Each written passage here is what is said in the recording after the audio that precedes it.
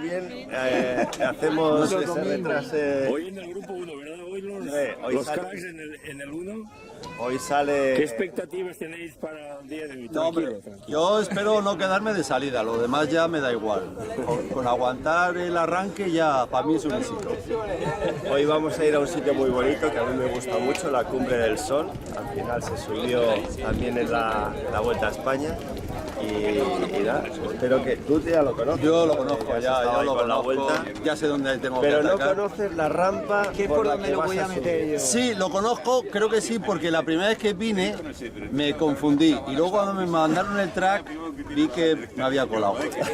O sea, por una que era muy dura y que no acortaba nada. Pues pon buena cara que este señor te va a grabar y cuando quedan así 800 metros para llegar, ya pases por la casa De Matthew Matthew Van Der Poel. ya verás tú.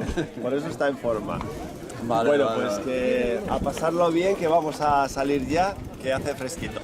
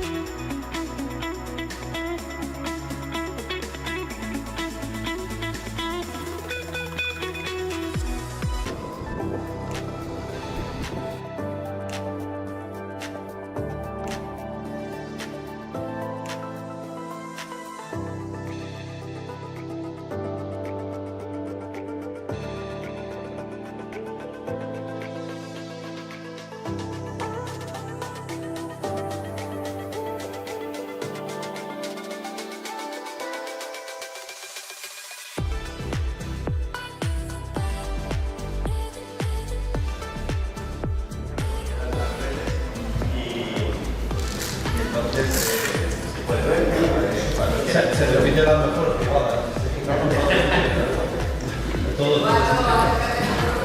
Sí, bueno, nos vamos a acercar el micrófono. Hay que subir eso. Y porque vamos a dar tiempo también a nuestro equipo de grabación para que Es un segundo solo. todos los trastos. En primer plano estás haciendo, Bueno,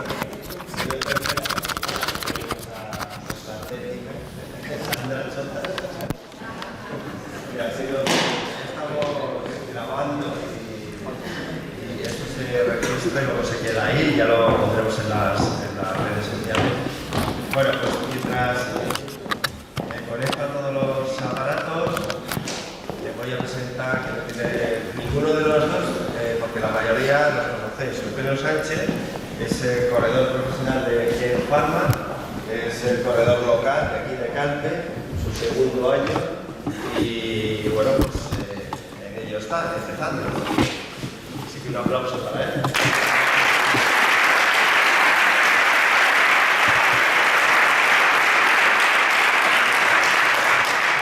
Ya lleva 9 competiciones en lo que va de año, una pequeña lesión en la rodilla y ahora un poquito de tranquilidad, y así que a seguir el calendario. Y Pedro Delgado, que también lleva alguna competición en sus espaldas, no le vamos a presentar y bueno, pues somos contemporáneos, somos del año 60, buena generación, como el vino, ¿no? Es una generación, bueno, de Chávez y algunos ciclistas que hemos sido ahí, hemos dado caña, ¿no?, en la época. Y bueno, pues hemos seguido como vidas paralelas estuvimos juntos solamente en Moliner Bereco, de amateur, en el año 79. Ahí nos separaron los destinos. Le puso los cuernos a Javier Mínguez y se fue con el chaval, que había estado siempre en el Moliner Bereco, porque yo corría en el Mobilet y en el Superset de Madrid, de Laudelino Hernández, y éramos rivales. Éramos siempre... Camarillo estaba allí, conmigo estaba en él y eran los de Valladolid y bueno, que dominaban los abanicos y todo eso. Y luego estuvimos todos juntos con Jesús Rodríguez Magro también, con Machín, el tío de Machín, además tuvimos un equipazo aquel año. Y ahí nos separamos y bueno, pues tenemos ahí muchísimas aventuras. Pues bienvenido, Pedro. Bueno, buenas tardes a todos. Le vamos a quitar algún año a mi amigo Eduardo Chozas. Le llamábamos Carpanta. No sé si conocéis, bueno, yo veo que aquí la media edad es aceptable. Tenemos muchas batallas. Eso era rollo que me ponía motes a todos. Sí, sí. Y como yo comía mucho, que ya lo he contado, pero increíble. Fui a dormir a casa de sus padres para una carrera, me imagino, en Madrid, a dormir. O sea, claro, te daban de cenar sus padres, empezó a sacar comida, yo nunca había cenado. Bueno, yo imposible cenar más, pero me quedé muy rezagado de Eduardo. Y a partir de entonces ya sé por qué le llamaban Carpanta. O sea, era un amateur, un juvenil a su lado en la mesa. Qué tiempos aquellos, ¿sabes? Íbamos a casa de los padres a las carreras. Pues así, como todos los chavales, una familia. Como todos los chavales que pues, compartes todo. Tú vivía en Ávila, cuando venía a Madrid y se quedaba en mi casa, cuando iba yo por allí me quedaba en su casa y así hacíamos. Y Eugenio, ¿y tú cómo has empezado? Cuéntanos un poquito. Sí, ahora Carpanta debe estar prohibido, ¿no? Sí, ahora no. Ni siquiera mencionarlo. Nada, imposible. O sea, no. Se sigue comiendo así, ¿eh? O sea, yo ya tengo algún compañero de equipo que, ojo, cuidado, ¿eh? Pero bueno, yo al final empecé en Albacete porque no soy de aquí, yo nací en Albacete. Me mudé aquí a los 6 años. Y desde entonces pues he estado aquí, a los 11, 12 creo que ya conocí a Eduardo y el campus, que muchos de aquí me conocéis de ir viniendo algún año y demás, y luego pues poco a poco he ido pasando por diferentes equipos, por el Zafiro con Severo, luego por el Castillo de José Javedo y luego pues pasé de ahí a Lizarte. Y de Lizarte pues en el mismo grupo, ¿no? Que este año ha pasado a ser finisher a Ken Pharma y este es mi segundo año como profesional y es el segundo año que llevo viniendo como profesional aquí con Eduardo, ¿no? Con mucho gusto, con ganas de veros a todos, con ganas de poder salir a rodar con vosotros, así que bueno, también daros las gracias a vosotros por venir cada año aquí con Eduardo y poco más. Bueno, pues hace de monitores porque ahí se ha metido en el grupo 1 y era de descanso para él, pero bueno, yo le conocí con 11 años porque Severo es nuestro amigo común, corrían juntos, hacían baloncesto, su hijo y él, se pasaron, el mejor se pasó al ciclismo porque es pequeñito y sube muy bien.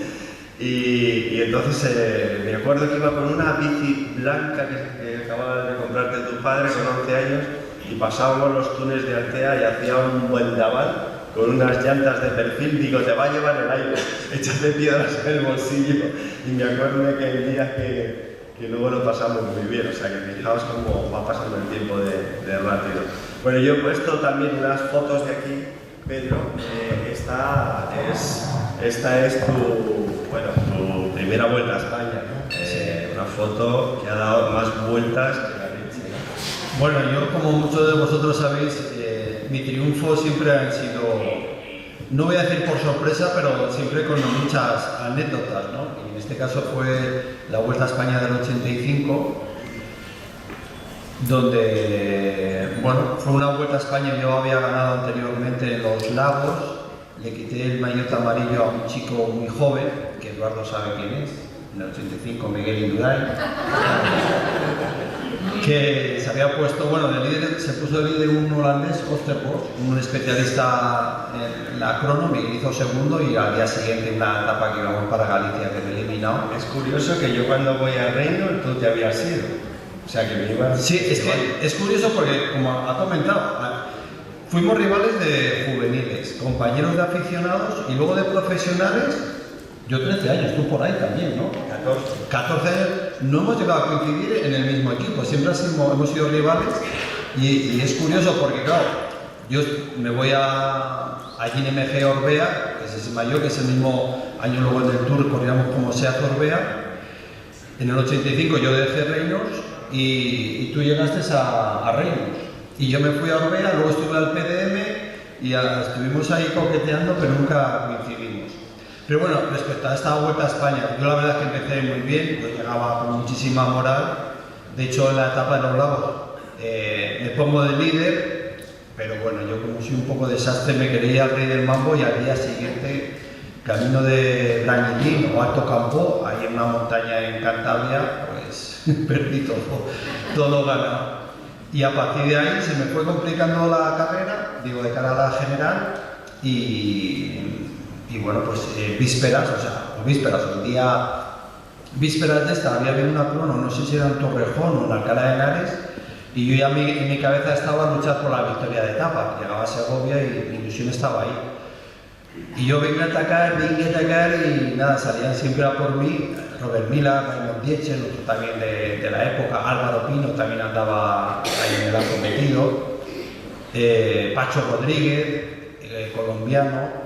Y nada, como yo llegaba a esa casa, dijeron, cuidado con este que llega a casa, querrá ganar, y subiendo Cotos, que era el penúltimo puerto que había ese día, pues por más que lo intenté, nada, y Pepe Recio se marchó, yo volví a intentar y nada, todo era ir a por mí, y aproveché la bajada de Navacerrada, con una niebla muy cerrada, para marcharme y cazar inmediatamente a Pepe Recio, porque aunque tenía un minuto, el día se estaba muy peligroso y le pude echar mano.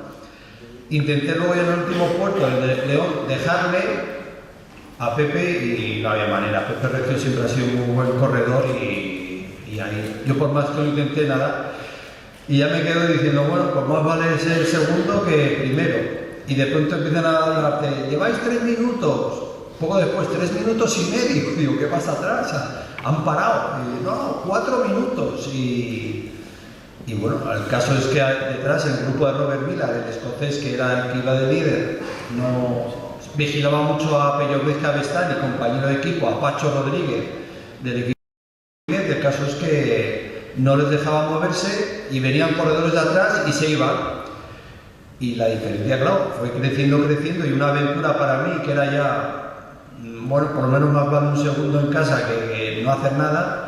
Pues se convirtió, pues a falta de 10 kilómetros, 15 a meta, pues a lo mejor ganar la Vuelta a España, que finalmente fue así. O sea, fue un día de muchos nervios en los coches, yo darlo todo como uno hace siempre en las carreras, y para mí fue un día precioso porque, bueno, ganar la Vuelta a España en tu tierra, en Segovia, pues fue un revulsivo. Y de ese día, bueno, hay que recordar, que yo creo que más de uno se recordará, aquí nuestro invitado no se acordará ni quién es Carpanta, pero entonces la Vuelta a España había la etapa de Whisky Dick, acabamos en Whisky Dick, y entonces ahí en Segovia, y entonces decían, por primera vez un whisky español es mejor que un whisky escocés.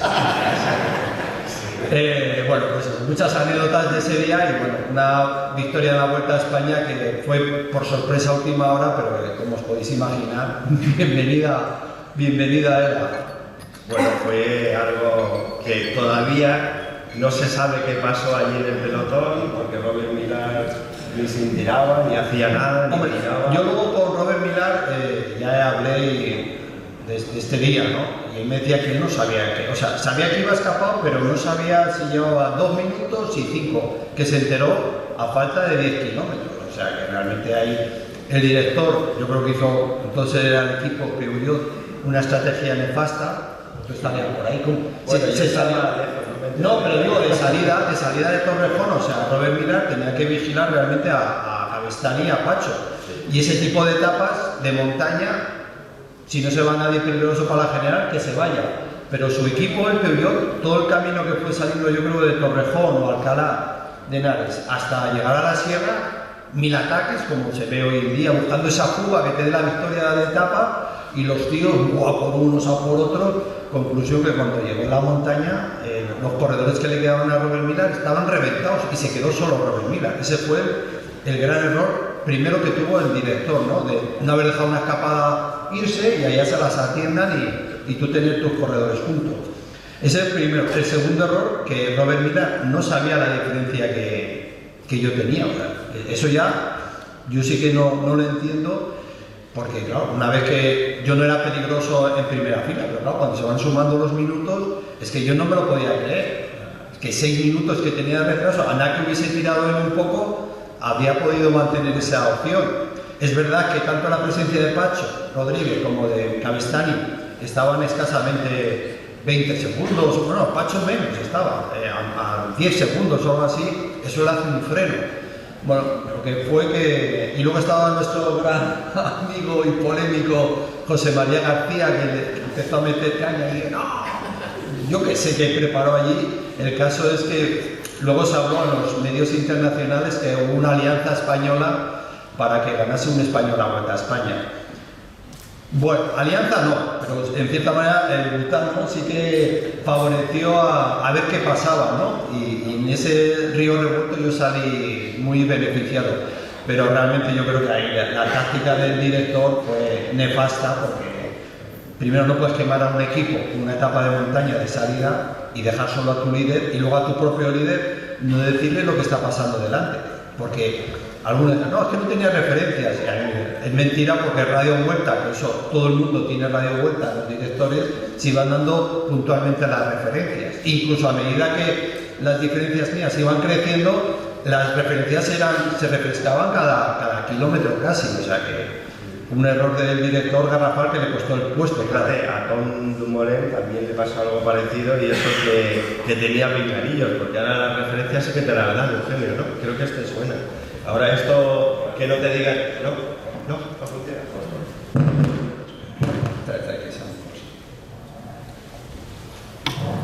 Sí, las referencias ahora te las dan, y te las dan mucho. Te las dan mucho, porque al final, bueno, dependiendo de las carreras, ¿no? Siempre hay carreras que son más propensas, ¿no?, a que hayan algunos problemas, ¿no? O ya no problemas, sino abanicos por el viento, carreras de montaña que sabes que se va a romper ahí y va a ser ahí. A no ser que vayas a correr contra Fogata, que igual le da por arrancar a falta de 60, pero sí, ¿no? Al final ahora el pinganillo hace mucho, y desde hace tiempo pues tienes las cosas más controladas. Pero ¿qué tipo de referencias os dan desde el coche? Pues bueno, nos van diciendo, dependiendo, porque yo creo que cada equipo lo hará de una manera. Nosotros, por ejemplo, lo tenemos previsto en cuanto al recorrido. O sea, nosotros sabemos que si vamos a llegar a un puerto más o menos referente en el que puede ser que haya una fuga, saber que más de X igual hay un problema, y ya no porque tengamos que ponernos a tirar nosotros, sino porque va a haber un equipo igual más grande que o la coge o se les va. Entonces nos van cantando pues un poco referencias cada 10 kilómetros o así. Tampoco quieren atosigar mucho, pero nos van cantando poco a poco pues que no se vaya mucho la fuga y quién va a poder tirar y quién no.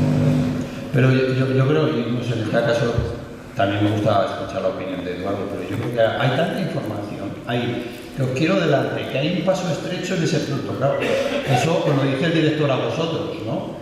Sí, eso nos lo dice a nosotros al final. Pero todo el mundo, todos los directores dicen lo mismo a sus corredores. Y un punto que es peligroso, pero relativamente peligroso, pero en esta época no nos decía nadie, pronto nos encontramos, ostras, tú qué paso estrecho, pero nos lo encontrábamos de sopetón, ahí ibais sobreavisados todos, y eso es una batalla. Claro, eso está diciendo, por eso muchas veces, no sé, por ejemplo, no sé si habéis visto este año Besés, hubo una gran caída en el puente. Sí, bueno.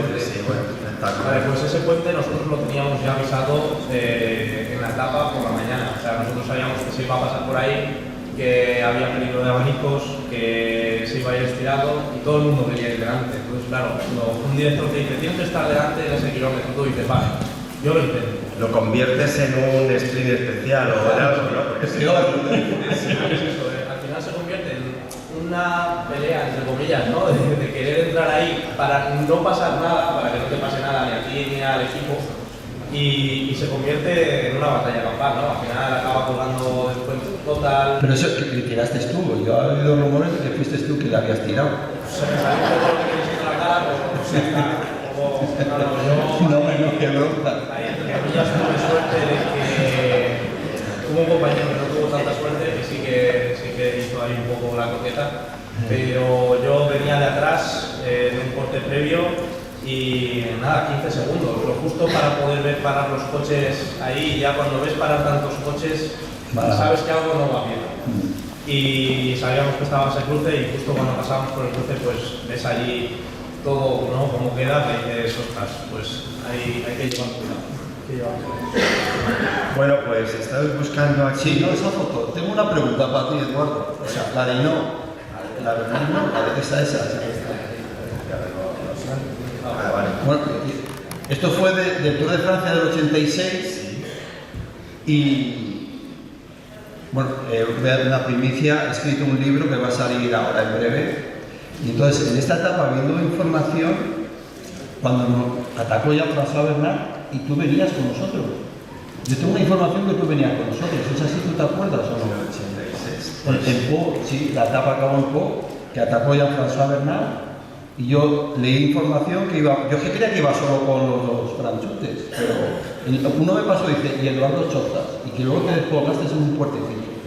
No. Yo creo que fue Álvaro Pino o algo, es que no recuerdo qué recorrido había. Bueno, subimos Burdín-Gurucheta, salíamos de Bayona, salimos ahí a 1000 por hora, y después de la típica etapa, batalla de Campalo, que es la primera mitad de la etapa, luego llegamos al avituallamiento. Nuestro colega Fiñón se dedicó a jugar a los abanicos en el avituallamiento y ya después de eso, como no sorprendió a nadie, se paró. Pero poco después llegó una meta volante de esta, los catch famosos que había en nuestra época, que era un insecticida y que lo odiábamos porque... Bueno, es que había también una bonificación en mitad de la etapa de 30 segundos. Sí, y no sé cuántos puntos a la regularidad, pues como en la meta.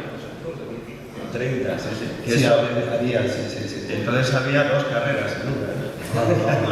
Pero había 3 y hasta 4 metas volantes, era una locura. Pero vamos, entonces en ese catch es donde arrancó Bernard con Inol y yo a su rueda, y en alguna información había visto yo que venías tú. Yo creo que te he incluido en esa anécdota, o sea, tú di que sí ahora.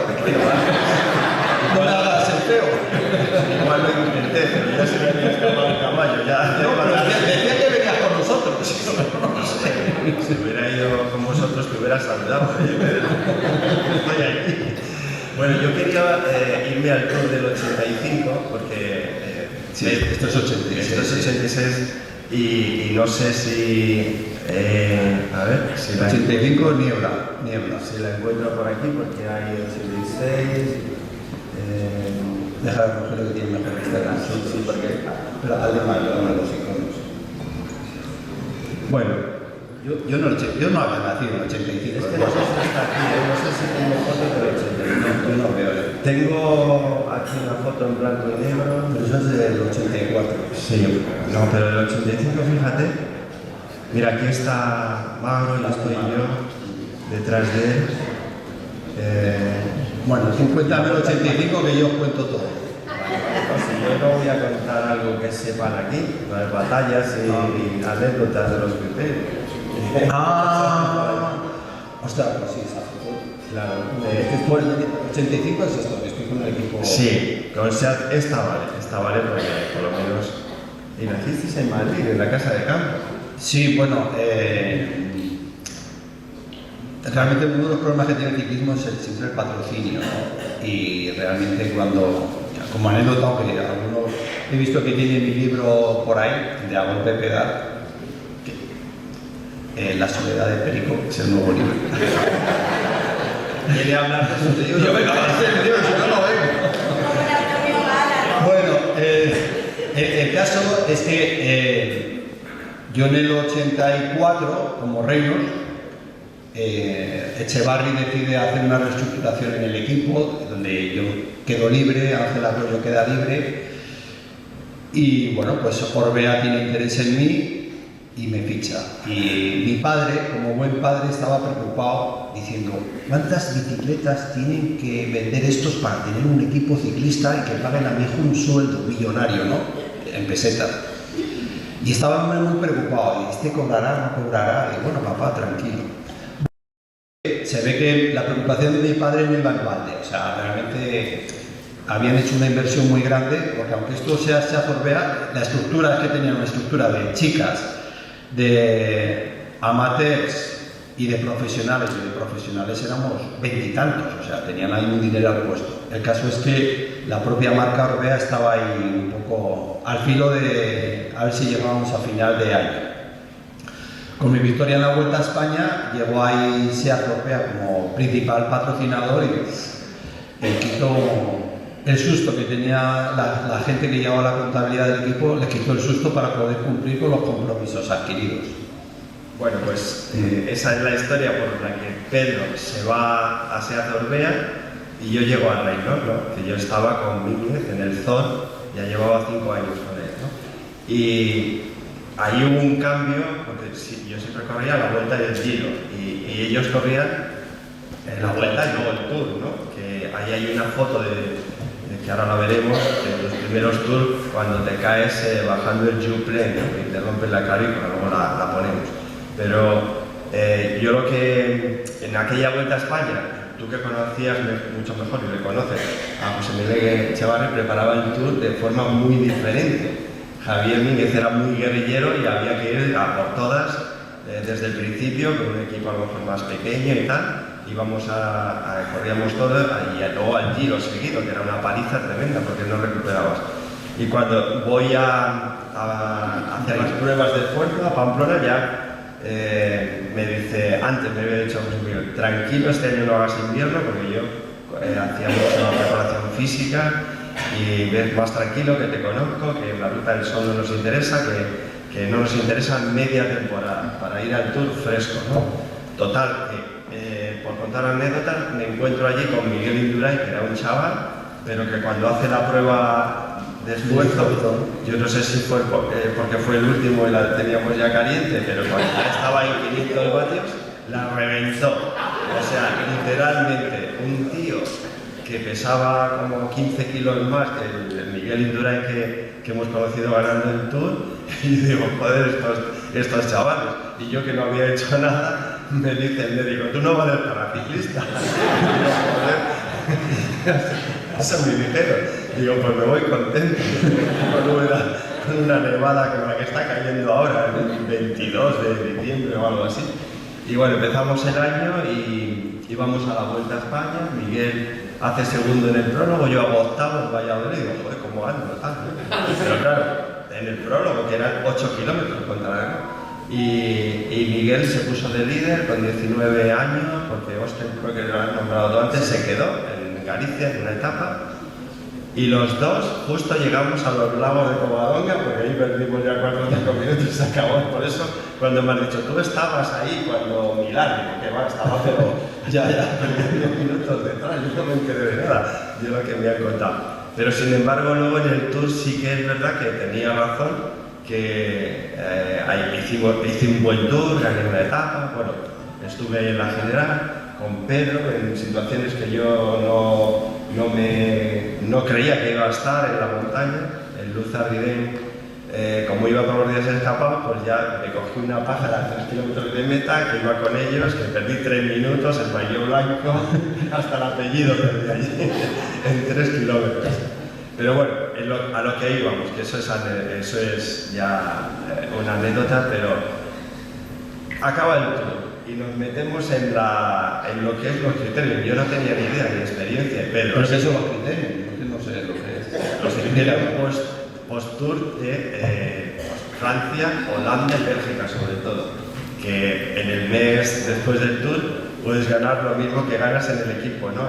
En sueldo, si has hecho un buen tour. Sí, son carreras un poco espectáculo, ¿no? De en torno a 100 kilómetros, circuitos urbanos que se vuelan, o sea, no te regalan nada, pero vas contratado, vas con un fijo en cada carrera y vas un poco por tu cuenta. Bueno, pero yo como no tenía experiencia, me asocio con Monsieur Pedro. Delgado. Digo, yo voy con él y yo encantado de la vida, como él ya lo había hecho más veces, estamos en París, yo con Reino, él con Seat Orbea. Espérate, vamos a Maastricht, que está de París a Maastricht, yo no sé, ¿cuánto hay? 800 kilómetros. No, tanto no, pero 500, no tanto, mucho. Sí, Vamos. entonces ya las carreteras no son las de ahora. Me dice, vamos a apurar en el hotel, porque luego allí se hace muy pesado, no sé qué, digo, bueno, tú sabrás, yo me acoplo. Lo que tú digas. El criterio empezaba, yo creo que a las 8, era casi nocturno, no, a las 9 era de noche, al final se Sí, hacía. no, era a las 8, normalmente era de 8 a 10 que allí se hace la noche, o sea, caía la tarde, empezabas todavía con luz y acababas de noche, que eso sí era un periodo, un circuito de 1,5 kilómetros, 100 kilómetros, con el adoquín fino que hay allí, que conoces esa zona de Bélgica, Holanda, y un adoquín muy fino que se rueda bien, pero... Y luego en días allí, que el verano allí no hay verano, que suele llover, las sombras de las farolas que te adelantan, bueno, pasas un estrés. Yo no sabía ni qué iba a ser, era como llegar allí a ver qué pasa, me creía que era algo más fácil. Total, que queda poca gasolina. Bueno, sigue, cruza la No, pero frontera. fuimos para Francia. No fue la segunda vez, es que nos quedamos sin gasolina. Pasa la frontera que llevo Me tiene manía, me tiene manía. que llevo florines. Digo, oye, que esto está en rojo, ya me puse a ruedas de un camión. Pauli, tú vete que esto no tiene que empezar. Con el coche que conducía yo me puse detrás de un camión para que me quitara el aire y a 90 por hora, digo que no llegamos, que aquí la gasolinera próxima que está a 20 kilómetros. Buscábamos en Google Maps a ver la próxima gasolinera y... Eso no existía. ¿No? Total, que empieza a dar tirones el coche en una autopista, pum, y dejamos a un SEAT que llevábamos, que yo también, no sé qué marca era. No sé, yo es que no sí, me acuerdo. pero bueno, un SEAT de la época, y allí nos quedamos tirados. Y yo miraba la hora, la gasolinera no sé cuánto estaba, y cogió los florines, una botella de agua, bueno, la botella de agua no te la dieron allí, la botella. Y cuenta que pasó luego cuando yo creo que no venía. Una más, de las mías. Yo ya no puedo recordar tantas. Una hora parados allí, que no venía, y cuando viene con una botella de 1,5 litros y sin reloj, porque no llevaba florines. Y entonces llevaba francos suizos y tuvo que dejar el reloj en plena de la gasolinera. Y luego echamos el 1,5 litros de gasolina, llegamos. Mira, todo esto, yo creo que eran ya las 7 de la tarde y que nos quedaban todavía 200 kilómetros. Cuando llegamos a Maastricht, estaban todos dando vueltas allí al circuito calentando, porque hacen unas presentaciones en un coche descapotable, al líder del Tour, al Mayo Verde, al no sé qué, nosotros todavía sin cambiarnos, unos nervios, yo iba atacado, creo que en una etapa del Tour porque era mi debut. Digo, llego tarde y me van a pagar y llego tarde, ¿no? Y él tan tranquilo, ¿no? Hombre, tan tranquilo, ¿por qué? Bueno, yo ya tenía experiencia de los criterios en Holanda. En Holanda, el público está borracho de cerveza. Se han bebido 5 litros de cerveza y te ven... No pasa nada. Bueno, total, que nos cambiamos allí rápido como pudimos, nos esperan un poquito en la salida y yo solo recuerdo que empieza a llover, salen a toda leche, nos metemos entre el centro de Maastricht, adoquinado, mojado, de escaparates, digo, me meto en un escaparate, iba que no me iban las piernas, no me iba nada, llegamos a una recta, aire de lado y digo, me quedo, en la primera vuelta casi me quedo ya. Di 4 vueltas, y a la cuarta me quedé y levanté la mano como si hubiera pinchado la rueda, pero como en la pista a ver si me dejan una vuelta tranquila. Duré 4 vueltas, me volvieron a coger, duré otras 4, me volví a quedar.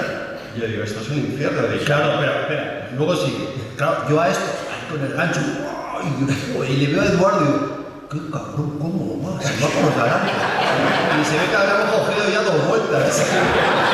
Qué desgraciado, me ha abandonado. Yo iba fundido, o sea, de los nervios que pasé para llegar, para todo lo que pasó, o sea, y el tour, que tiene menos chispa que un caracol cojo, o sea, porque y corres con gente que no ha corrido el tour también, que los meten de relleno y bueno, y se va a mí, no es otro ciclismo. Y yo digo, hoy no me pagan, si ya me han doblado 2 veces, y yo quiero que todavía me doblan otras.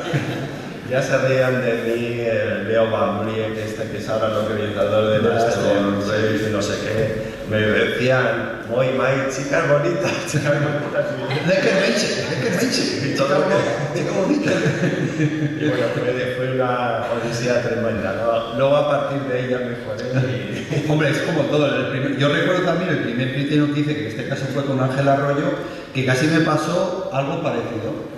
Claro, más o menos funcionan, o sea, es que lo curioso te dice, no, es que están amañados, y tú, no, va a ganar fulanito, estupendo, maravilloso, que no sé qué. Y yo, mira, madre que los parió, pero si está amañado, yo no lo entiendo. Pero todos, o sea, echando pestes, o sea, yo no entendía y tú,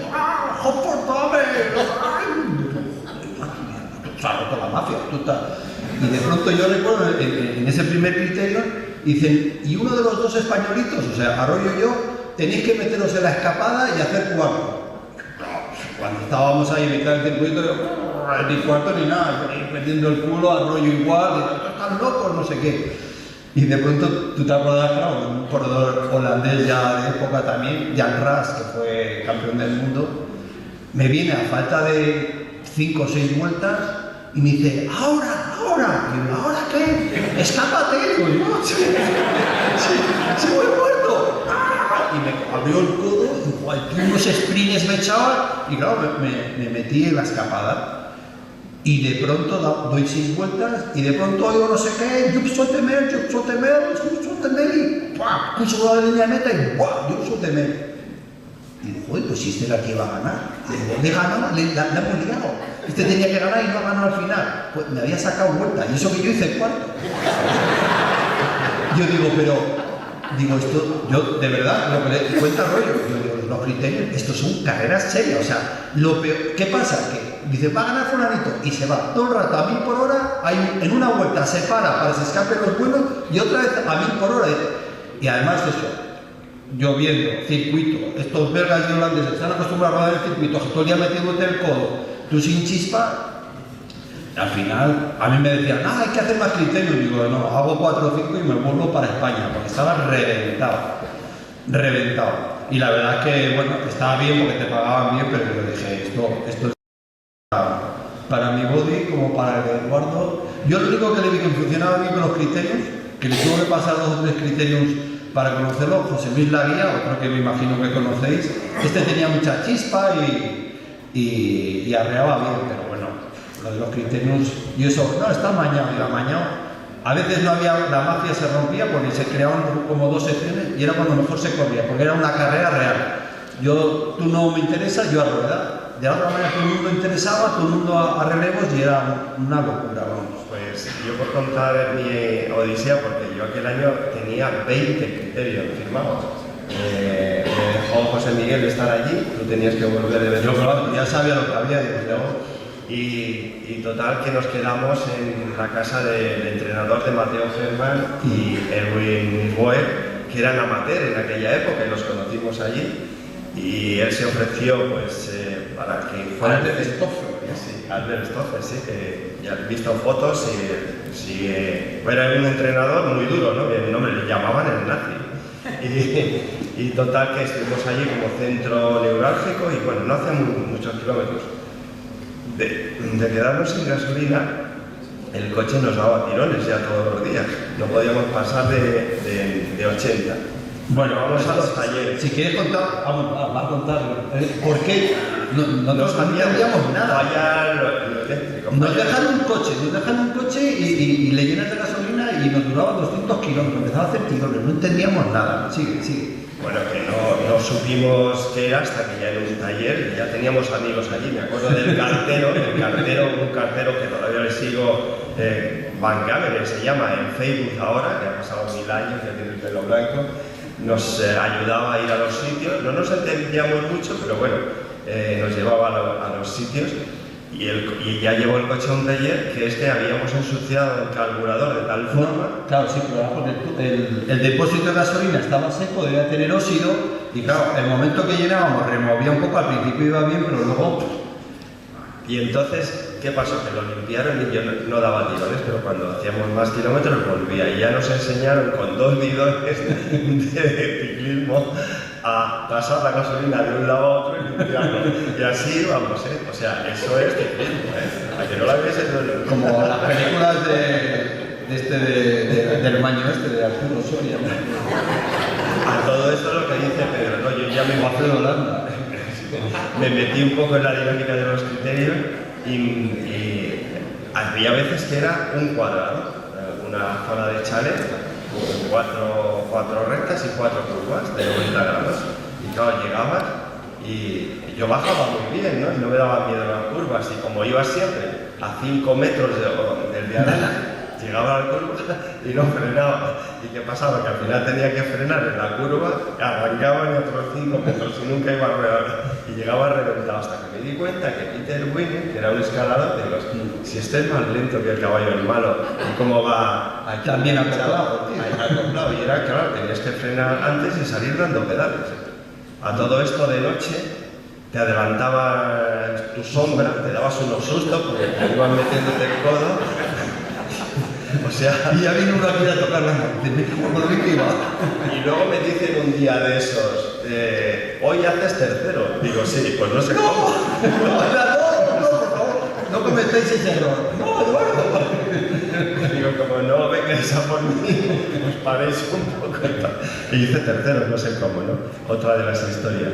Pero lo mejor de los criterios, que a mí es una historia muy bonita porque es una cosa desconocida en España, pero sobre todo es muy típico en Holanda o en Francia. Yo he hecho criterios en Francia que son más en línea, no son en circuito. En México sí que suelen ser circuitos como en Holanda, pero yo de Holanda lo que me acuerdo, que tú te acordarás, yo los primeros años que iba allí iba bien acompañado con Zoetemelk, Henny Kuiper, que claro, entonces no había GPS, o sea, llegar a los sitios, yo todavía me explico, no sé cómo me explico, podíamos llegar a los sitios. Y entonces siempre te acoplabas con un ciclista profesional de la zona para que te llevase a la salida. Y entonces aprendimos, tú te acordarás, o por lo menos yo lo hacía siempre ya al final, que ibas con el que te llevaba, Henny Kuiper, pero el holandés de turno te llevaba a un chalet, a una casa. Sí. Y tú, tímido ahí, y todo, no, come on, entrar, café, no sé qué. Y tú, claro, te metían en sus casas, en las casas, y luego tú terminabas sudado, sucio, a lo mejor del día que ha estado lloviendo, te duchabas en la habitación. Y claro, yo esto me chocaba, porque lo típico, había una parte que te ibas a un polideportivo donde tú te cambiabas, pero la mitad de los ciclistas que participábamos en los criterios iban directamente a las casas. Y entonces yo recuerdo, no sé si contigo, pero yo recuerdo más de una vez, íbamos paseando la lista de casas a ver cuál tiene buena pinta. Vamos, este tío de tiene pasta, venga, vamos a parar allí, damos al timbre, hello. ¡Oh! ¡Come on! Sí, bueno, y la verdad que te trataba, claro, ahí estaban locos con el ciclismo, locos porque además se celebraba la carrera en su pueblo y pasábamos por el criterium al lado de su casa y te abrían las puertas y bueno, era un ciclismo muy diferente, ¿no?, de que vivíamos en España. Era muy bonito porque lo que dice Pedro, estaban su chalet en el circuito, había 2 o 3 que se ofrecían para ubicarnos a los que corríamos y luego te podías duchar, cambiar y demás y te ofrecían unas pastitas, un café, un té, lo que quisieras tomar. La verdad que eran cosas inolvidables, muy bonitas. Y luego, bueno, seguimos con la historia esta que ya vamos a acabar. El último criterio que hacemos era en Francia, ¿no? Y total ahí no acabó la historia con el coche, porque es que para mí fue peor que el Tour. O sea, yo en el Tour no sufrí ni la mitad que con Pedro aquel año en el criterium. Se estresa enseguida, Eduardo. Bueno, vamos a Francia y desde Holanda pues había una tirada, había que bajar a París, tío, o sea, a Bretaña. Y a Bretaña luego, que de París a Bretaña era muchísimo también. Yo no sé si aquel día más de 1000 kilómetros tuvimos que hacer. Y ya empezó el coche como a dar tirones. Yo estaba mirando porque me tocaba a mí conducir siempre que se paraba. Y yo ya está en la reserva. Y empieza a dar tirones. Dice, bueno, pero ya hay una gasolinera ahí, llegamos y tal. Total, que no llegamos. Se volvió a parar. Ahí ya no era que se instrucción ni nada. Y llamó al taller, a un taller, ¿no? A la grúa esta que viene y te trae. Sí, pues hay que recordar que ahora estamos todos muy modernos con teléfono móvil, entonces asistencia. lo mejor era tener una bicicleta que lógicamente viajaba con nosotros y te ibas al primer pueblo que veías por allí a pedir ayuda. O sea, si no estabas ahí tirado. Era asistencia en carretera. Sí, que los puestos estos. Los puestos que había en la cuneta. Y total que viene una grúa, nos da gasolina, vamos a la gasolinera y no sé lo que nos cobró, un dineral. Era domingo. Es que los franceses los sábados y domingos no Se trabajan. enfadó Pedro, llamó a la gente de Almería, le llevamos al cuartelillo y se venía con el otra vez. Otro día que Otra aventura. Y total, al final, después de ir al cuartelillo, tenía razón, porque era domingo, que si había ido allí cobraban el doble por volver, el doble por el otro lado. Bueno, y al final llegamos al criterio de Francia, que en Francia, ojo con los criterios, que eran 150 kilómetros, que los de Holanda eran 80 en un circuitillo que se hacía largo, pero 150 con un retecho, parecía un mundial. Y después de un viaje de esos, imaginaos cómo teníamos el cuerpo serrano. Tú que se te hinchaban las piernas, yo no tenía. No, los viajes. Yo tenía arenilla en los ojos cuando llegaba, como si no hubiera dormido en 2 días. Deciros que eso lo hice después con Teca, con Reyes Gilet, y él conducía, y llegué a ese criterio que era parecido, con un retecho. Iba tan cansado que venía Pauli conmigo y ella puedo contar. Yo me metí en la carrera, ella se fue al hotel a dormir, o sea, ya no quiso ni verlo. Yo en la primera vuelta, que era de 10 kilómetros, me paré en un kiosco de Coca-Cola y le dije, deme una Coca-Cola, por favor. Y me decía, las ya. Digo, no, ya soy el dorsal. 45, luego te lo doy. Y esperé 10 kilómetros por allí despacito hasta que me doblasen también de aquel viaje. O sea, que quiere decir que no son fáciles, ¿eh? No, los criterios.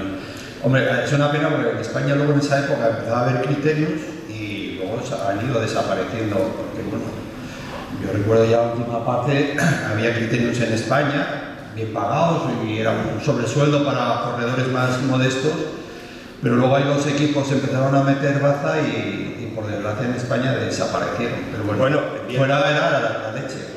Ya acabamos con ese tema que me parece simpático, ¿eh? Y el Giro no te gustaba, ya sé por qué, ¿no?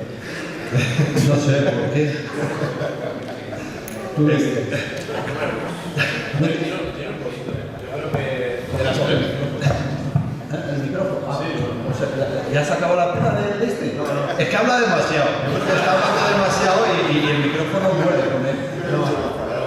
No, al final, no sé yo, de las tres grandes, yo creo que el Giro para mí es el que más emoción da. O sea, por todo, por los recorridos, por los corredores que van, al final es la primera del año y todos tienen ganas y pues ahora ya no tanto, pero nevaba.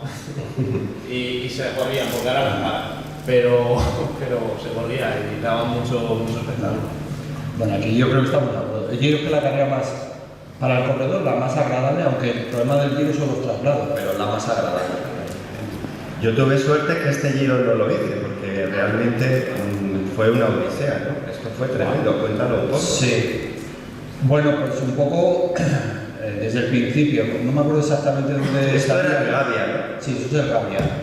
Y bueno, ya en la salida hacía frío, pues como pasó ayer, desde que visteis un poco la etapa de Gran Camino, y hacía frío, llovía, y empezaba a haber bulos diciendo, en el Gavia está nevando, está con cadenas, es intransitable. Y bueno, todos preguntando, pero es verdad, y los italianos para eso son siempre la vez, no, sópero, ¿no? Huelga, sópero, huelga. Bueno, huelga, pues, además la general la tenía ya difícil, pues yo huelga.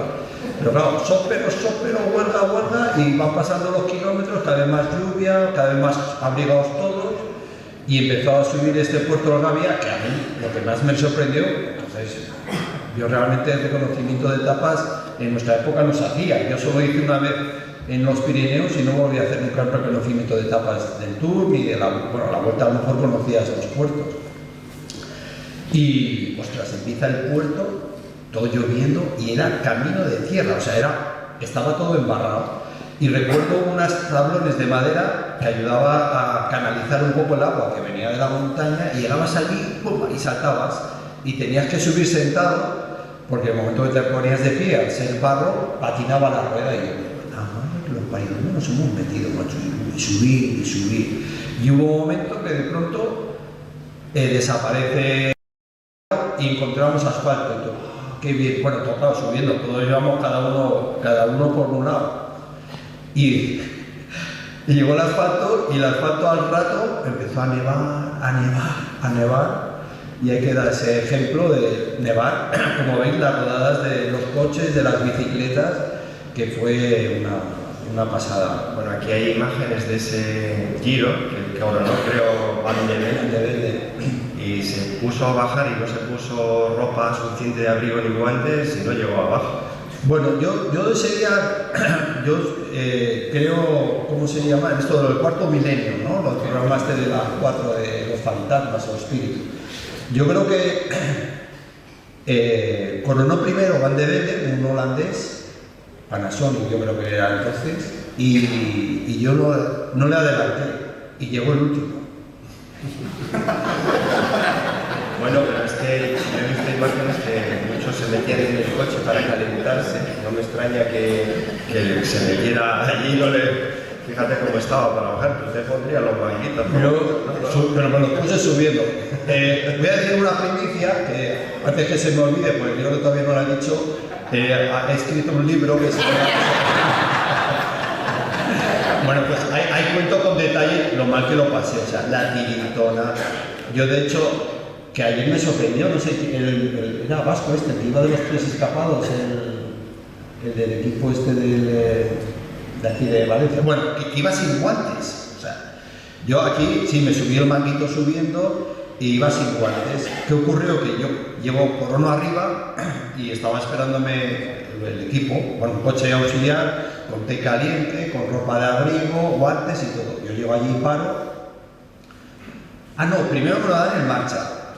Yo lo cojo así, el bidón, no sé qué, cojo el termo, cojo los guantes, me pongo el maillot como puedo. Y voy a intentar ponerme los guantes y nada, la tiritona que tenía, nada. Al final, ¿qué hago? Ya, total, si no voy a ganar el Giro de Italia, paro y me abrigo en condiciones.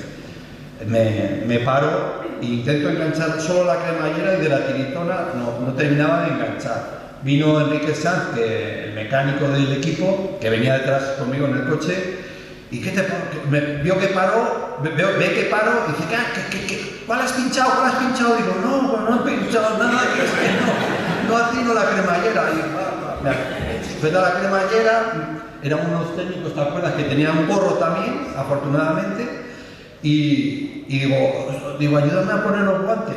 Y incapaz de ponerme los guantes. Conclusión, que tuve que dejar el puerto sin guantes, y acabó el Giro ese Giro. Y todavía tenía, o sea, estos síntomas de congelación que tiene de la montaña lo pasé, o sea, estuve con 4 dedos de las 2 manos insensibles el resto del Giro de Italia. O sea, me costó primero ya empecé a recuperar movilidad en uno, o sea, sensibilidad, mejor dicho, pero bueno, a mí el día que más frío he pasado con diferencia, porque bueno, lo único que no sé yo, por eso me ocurrió bajar, ser tan valiente y no haber cogido un guante de otro o de alguien, para haber bajado con guantes, porque fue increíble. Estaba pasando fotos, y mira qué bonitas. Ahí no estás tú, Eduardo. No, pero bueno, pero tenías que estar, eres el protagonista. Tenías que haber traído las fotos de los Juegos del Mediterráneo. Eso sí.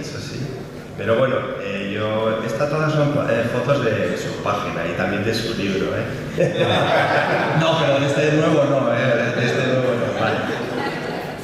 Época de amateur, pues Cabrero, que es un escalador tremendo, que luego en profesionales no llegó mucho al potencial que él tenía. Estás tú, Jesús Rodríguez Mago, Triángulo Norte, Camarillo, y este no sé qué. Navarro, de aquí de Valencia. Ah, sí. Y luego, pues, por a ver, este es del Moliner de... Sí, aquí cuando éramos rivales, Sí, tú eras movilete y nosotros moliner. Pero ya es juvenil, ¿no? Juvenil de primer año. Juvenil de primer año. Sí. Fíjate, que... A ver, vamos a Aquí ver. algunos conoces también, ¿no? Bueno, eso es del Eso es del Porvenir. Tour del Porvenir. La otra foto, la que estábamos con Camarillo, eso era la Guillermo Tell, una carrera en Suiza, que es como la Vuelta a Suiza, pero a nivel amateur. Y esto es el Tour del Porvenir, ¿de qué año? Pues solo por un año, el 79. Que estabas en el Gairo Band para que la... Estábamos en el Rayo Vanguard. No, en el 79 estábamos juntos. Ah, pues Estábamos sí, sí, juntos. es verdad, con el Bereco. Vale, pues estamos haciendo un repaso aquí un poquito a esas fotos tan bonitas de esas Aquí épocas. también te acordarás de alguno. A ver, espera. No, bueno, aquí es el Tour del Porvenir. Este Espera, que no, está. te pasa lo que a mí, que si no Ya estamos acostumbrados que con no los niños. Esta es la que quería hacer. No, bueno, te decía, esta es de la Guillermo Tell. Ah, vale. Que yo lo que no sé es por qué no está yo. Oye, que estás igual que ahora, ¿eh? ¿Quién? Tú. Yo que me acaban de sacar de la botella de Formol y luego ahora me meten otra vez. Esta es la que dices tú, ¿no? No, esta es del Tour, sí. Este es Chulkov, ¿te Sí, acuerdas? sí, Yo dominaba en Morozov. Es que estos ganaban siempre todos los tours porque tenían 28 años y nosotros teníamos 19 o 20, claro, corrías, si nos pillan a nosotros con esa edad, pues, Con el ritmo que tenían entonces de la Unión Soviética, la URSS, ¿no? Como la CCCP, que iba con el martillo y la hoz y bueno, se morían por las magdalenas. No, y los plátanos, ¿te acuerdas? Todo el día querían plátanos. Y te vendían las máquinas de fotos Zenit Y caviar y de todo. y vodka. Y eran... Y nosotros, que ellos querían ropa interior y ¿qué otra cosa querían? Y dólares. Y la mayoría eran militares, ¿eh? eran militares. Bueno, esto es de la vuelta. Esta es la que decía antes del 84, en el Juple, que te caíste.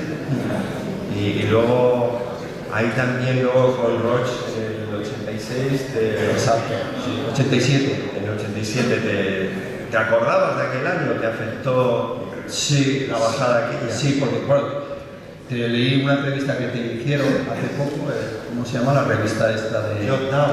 Jot Down. Y luego, sin haber estado en mi pellejo, lo contabas bien, sí, ahí bajando. Roche bajaba muy bien, era muy habilidoso en el descenso. Sipers andaba ahí estorbándome en todas las curvas. El caso es que la bajada de ese puerto de Jumplen era muy peligroso, unos botes pegados de las raíces de los árboles y hice un 2, no una, 2 a punto de caerme y dije yo, más vale no caerse, que coja un poco de distancia, no sea que todo se complique a peor todavía.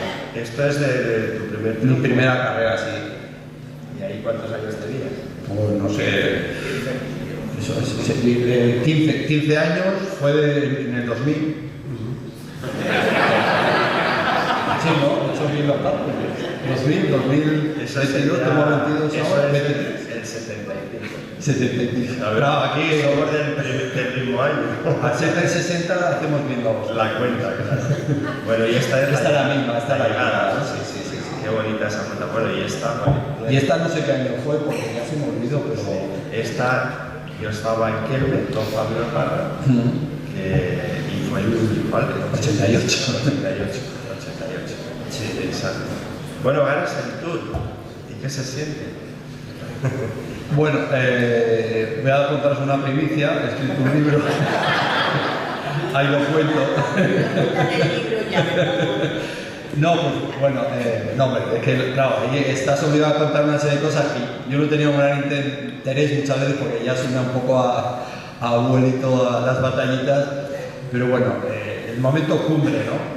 Yo creo que es cuando suena el himno nacional, París, Campos Elíseos, himno nacional español, todas las miradas convergen en uno.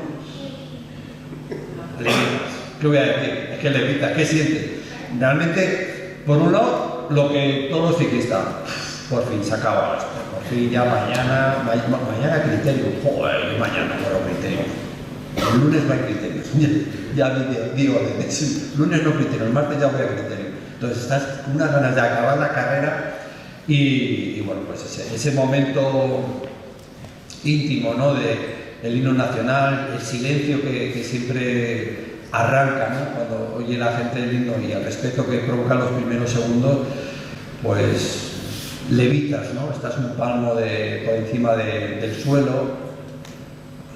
Una liberación. Yo siempre cuento, ese año se cumplió un sueño que yo en el 83, en ese primer tour que fuimos, yo siempre dije que el tour del 83 no tenía que haber ganado Fiñón, tenía que haber sido Arroyo o yo, pero la falta de experiencia, la sensación de que no sabíamos dónde íbamos y nos faltó un poco más ambición, y luego un problema que tuvimos estomacal, un día Arroyo, otro día yo, unos bidones que llevábamos al tour y que se pusieron malos. Cuando te lo dan en carrera con el hambre y esto, te metes todo y luego ves que tienes un problema secundario. Pero bueno, en ese 83 yo tuve un sueño y digo, yo voy a poder ganar el tour. Si esta carrera, entonces no había tanta información como hoy. Fuimos al tour sin saber lo que era realmente, todo era explicaciones de los veteranos.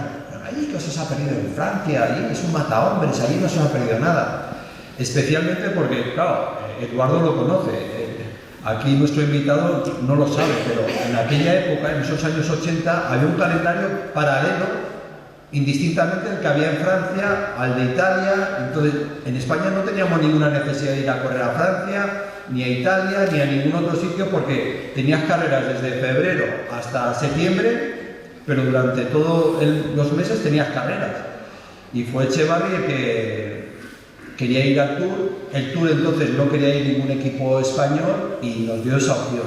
Entonces, no teníamos mucha más experiencia más que, bueno, en Francia ya habíamos corrido un poquito, hablan raro, hay que pagar en francos, nos miran un poco por encima del hombro, pero bueno. Y bueno, pues ese 83 tuve ese sueño y decir, ostras, pero si esta carrera está hecha casi para mí, ¿no? Calor, puertos muy largos y dices, ostras, ¿no? Y tuve que, bueno, la suerte que luego en el 88 se cumplió ese sueño, ¿no? Siempre un sueño que yo creía que se iba a haber cumplido en el 87, porque acabé segundo, pero bueno, tuve que esperar un año más para lograr la carrera. O sea, ¿qué se siente? Pues cualquier carrera siempre tienes una gran alegría, y ganar el Tour es una sensación de alegría y decir, por fin se ha acabado, porque se hace muy, muy duro. Y luego ya poco a poco lo vas interiorizando y bueno, desde luego pues por la carrera que es mi gran triunfo, ¿no? Aunque haya ganado 2 vueltas a España, a nivel internacional el Tour tiene un gran peso específico. Ganar el Tour como ganar una etapa, Eduardo. Paralelamente, nuestro equipo, el ZOR, íbamos a Italia porque teníamos un patrocinador italiano, entonces al final costaba ganar, también ganábamos allí. Paso porque somos dos historias paralelas pero diferentes, ¿no? Yo empecé a hacer Giro y Tour y él el Tour en esa época con José Miguel. Entonces ahí ya, como él dices, te das cuenta que la realidad, que tienes capacidad para ganar cosas, hacerlo bien, y que da igual que el Tour, que tenía un nombre tremendo y todo eso, que da igual, es una carrera más, y si tú estás en forma, pues al final dominas. Algo parecido me pasó a mí cuando fui al Tour, que dije, pues si estás bien, puedes ganar igual que en el Giro, que en cualquier sitio. Lo que pasa que lo que haces en el Tour de Francia se multiplica por millones de veces lo que pasa, o sobre todo lo que pasaba en el Giro y en la Vuelta, ¿no? Entonces aquí era como la repercusión mundial, ¿no? Internacional, y te daba mucho, pero el esfuerzo era prácticamente el mismo, ¿no? O sea, no había grandes diferencias. Lo que pasa es que tiene una trascendencia tremenda, igual que hoy en día la sigue teniendo, y es así la carrera de complicar. Que sepas que ganar el Tour, ganar la Vuelta o ganar la Vuelta a la Comunidad Valenciana es lo mismo. Bueno, el Tour dura y la Vuelta algún día más, pero ganar es difícil. O sea, yo siempre digo, ganar la carrera más modesta cuesta muchísimo trabajo, que no hay carrera mala hoy. O sea, ganar cuesta muchísimo. Hoy lo difícil es estar en el Tour, ¿no? Hoy lo difícil es intentar ganar alguna carrera, ¿no? Con la gente que hay, al nivel que hay, porque otros años sí que se veía más igual, pues lo de, no, voy a poner aquí para preparar, ahora desde el principio de año se está viendo, ya este año pasado y el anterior, que los corredores top mundiales ya van a correr esa carrera a disfrutarla, o sea, no quieren ir a preparar nada, ya van con ganas de disfrutar y si puede ser cuanto antes mejor. Y bueno, al final les ves, porque yo al ser de aquí, pues sí que he podido tratar con Van der Poel, con gente así que es top mundial y los ves el día a día y ostras, les ves esa ambición, ¿no? De decir, porque Van der Poel, por ejemplo, quería empezar un poco, tenía previsto empezar el ciclocross más tarde, pero él sabía entrenar, hoy coma aquí, me apetece. Bueno, es que Van der Poel vive aquí, en la Cumbre del Sol.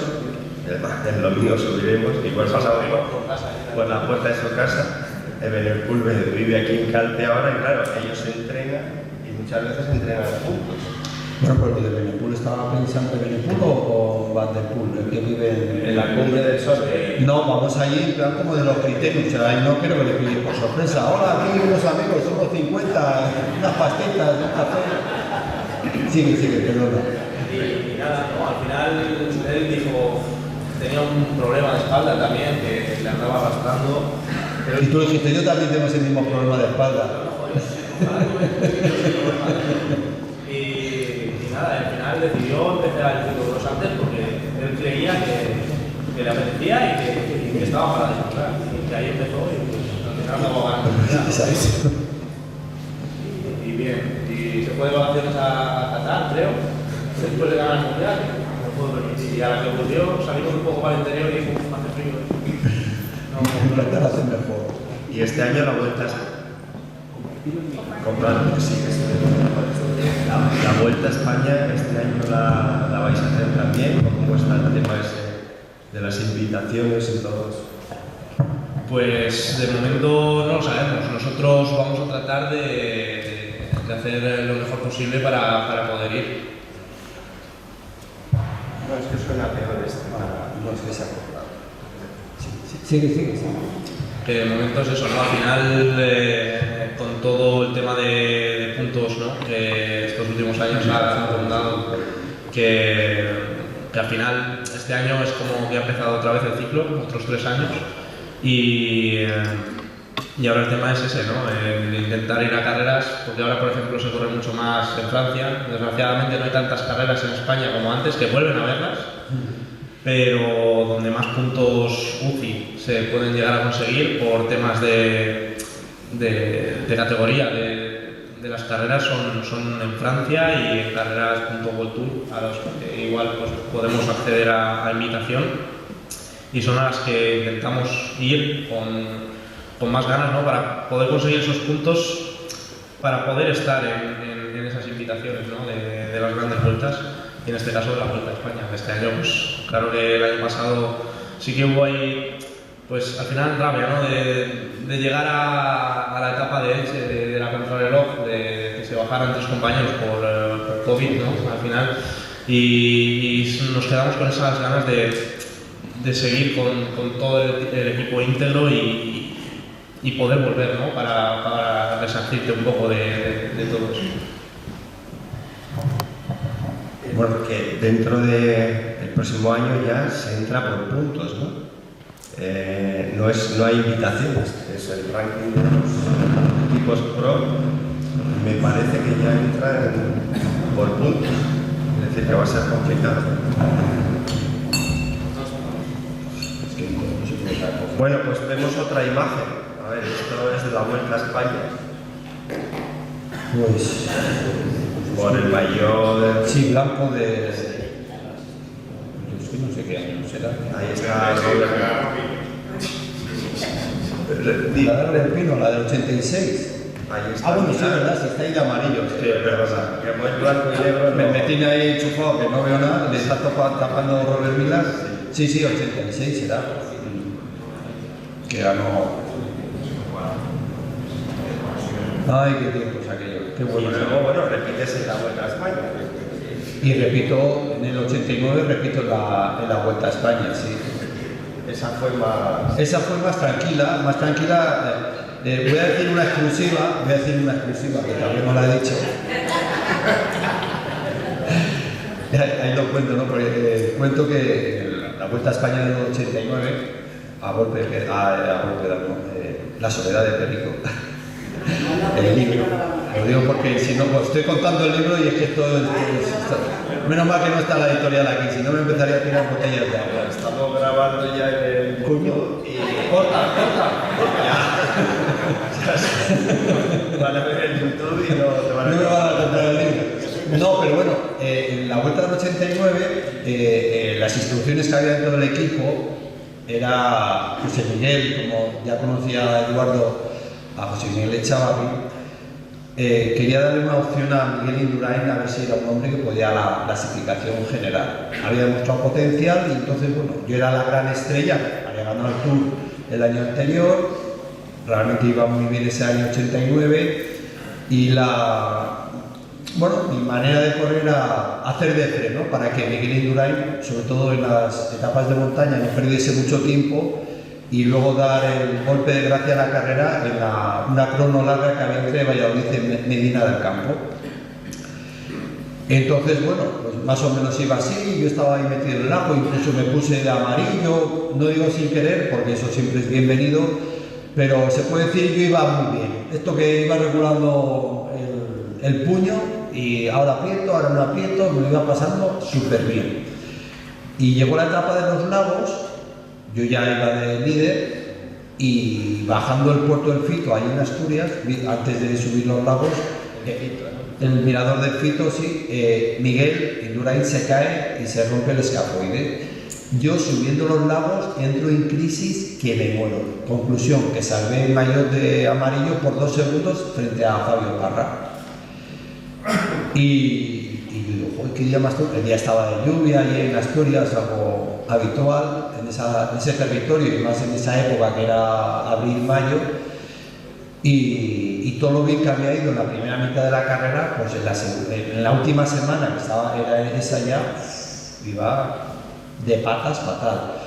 Y el día no este día, sino el día que acababa en Brañilín, que es el puerto de Pajares con un pequeño añadido, yo fue el día que peor lo pasé encima de la bicicleta. Digo, peor, lo pasas muchas veces, ¿no?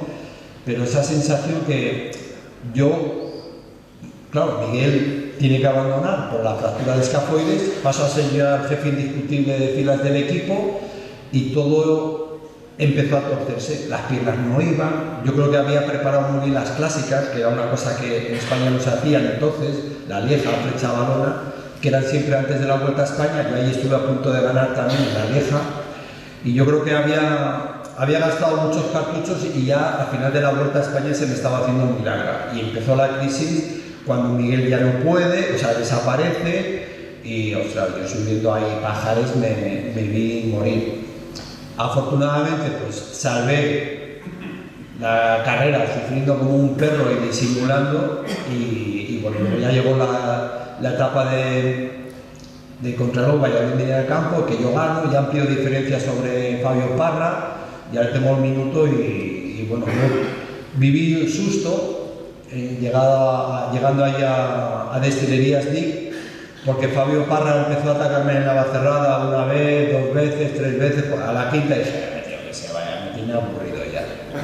Porque después de una crono siempre te falta un poco de chispa y las arrancadas me estaban matando, mira, que se vaya, ahora le cojo. Ahora le cojo. Vamos, que coronó Navacerrada con 50 segundos sobre mí, yo tenía 50 y pocos y bueno, salvé la carrera in extremis en última hora. Y bueno, la verdad que esta fue mi segunda Vuelta a España con anécdota, porque en aquella época estaba mi amigo José María García, que yo tenía una carrera paralela con el medio de Antena 3 que era José María García. Pero ya te has hecho amigo de él, ¿no? Yo me he hecho amigo de él. Lo cuento, voy a contar una experiencia.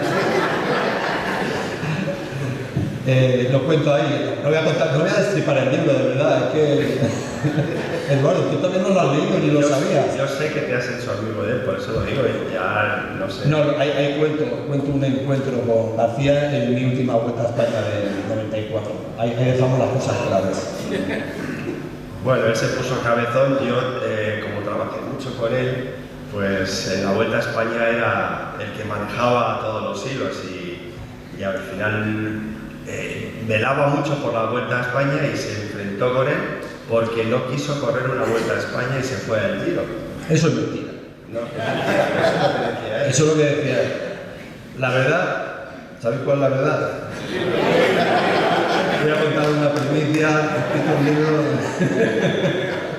que, por cierto, ¿cómo se titulaba? Ya se me ha olvidado. La soledad de Perico. Bueno, y una cosa que...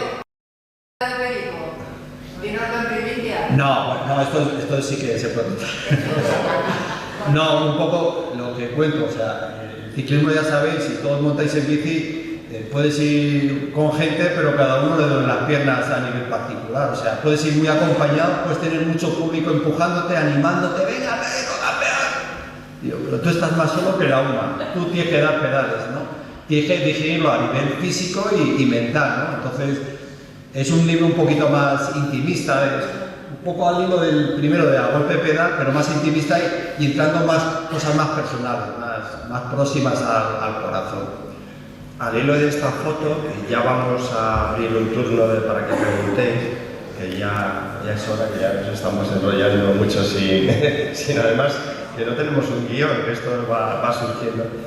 ¿Y qué tal el PDM, no? Porque nosotros, los españoles de nuestra generación, como que ningún corredor se atrevía mucho, bueno, o no quería, ¿no? Salir de España, un equipo extranjero y sobre todo el PDM, un equipo holandés, que tenéis compañeros muy potentes, con otra mentalidad y demás, ¿no? Pero, ¿qué cambio? Bueno, primero quiero saber, a ver cómo andamos de memoria. ¿Qué significa PDM?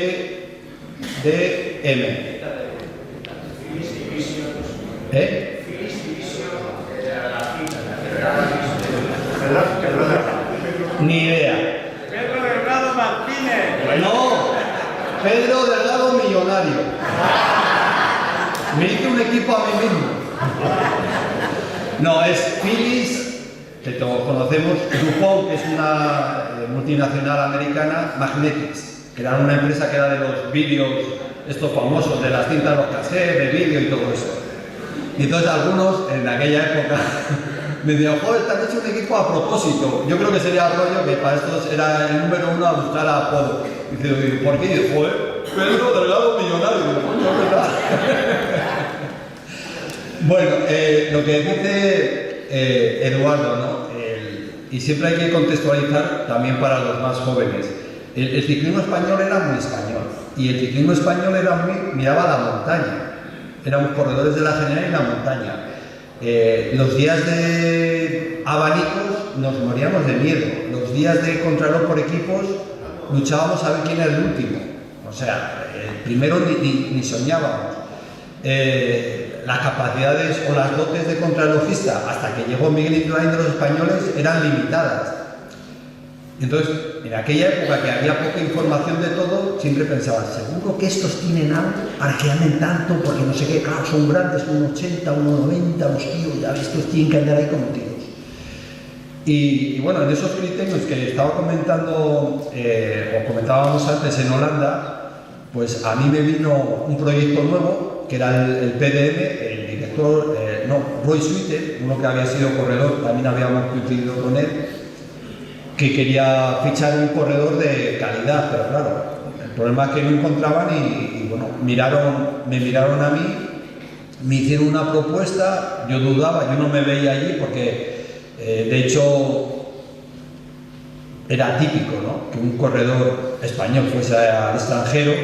A lo mejor los equipos tenías un extranjero para darle una nota anecdótica, nosotros en Reinos teníamos un francés, como muchos dos, los franceses tenían a lo mejor un escocés como Robert Miller, otro de fuera, pero se puede decir las estructuras eran realmente nacionales, no como hoy en día que son multinacionales, son de todos los países. Pero bueno, al final pusieron, como decía, se dice vulgarmente, una buena talegada de dinero ahí, y a mí me animó diciendo, oye, ostras, los abanicos, que era lo peor, nosotros lo pasábamos fatal con los abanicos. Estos tienen un truco, seguro que tienen un truco para el tema de los abanicos y mejorar en la crono. Yo andaba bien en la crono, quitando en el 85 que andé fatal, y en el 86 ahí flojeando un poco, pero yo anteriormente con Reynolds como profesional, o sea, no ganaba, pero hacía entre los 10 primeros, octavos, novenos, decimosegundo, tampoco andaba tan lejos de los mejores. Menos el año de Orbea, que fue un desastre porque quedaba muy lejos. Entonces, yo digo, aquí hay que ir a aprender. Si yo había tenido un sueño en el 83 que podía ganar el Tour, y sé que para el Tour yo arrancaba la montaña con 5 y 6 minutos de retraso, sumando la contrarreloj individual y la de por equipo, digo, ostras tú, a nada que minimice pérdidas ahí, el resultado me va a salir, o sea, me merece la pena ir a un equipo holandés. Así que bueno, ahí fui al equipo holandés, y aunque en el 86 fue un año un poco de altibajos, porque bueno, en la vuelta estuve un poco flojo porque caí enfermo, y en el Tour afortunadamente gané una etapa en Pola, esa que hemos visto, esa imagen con Hino.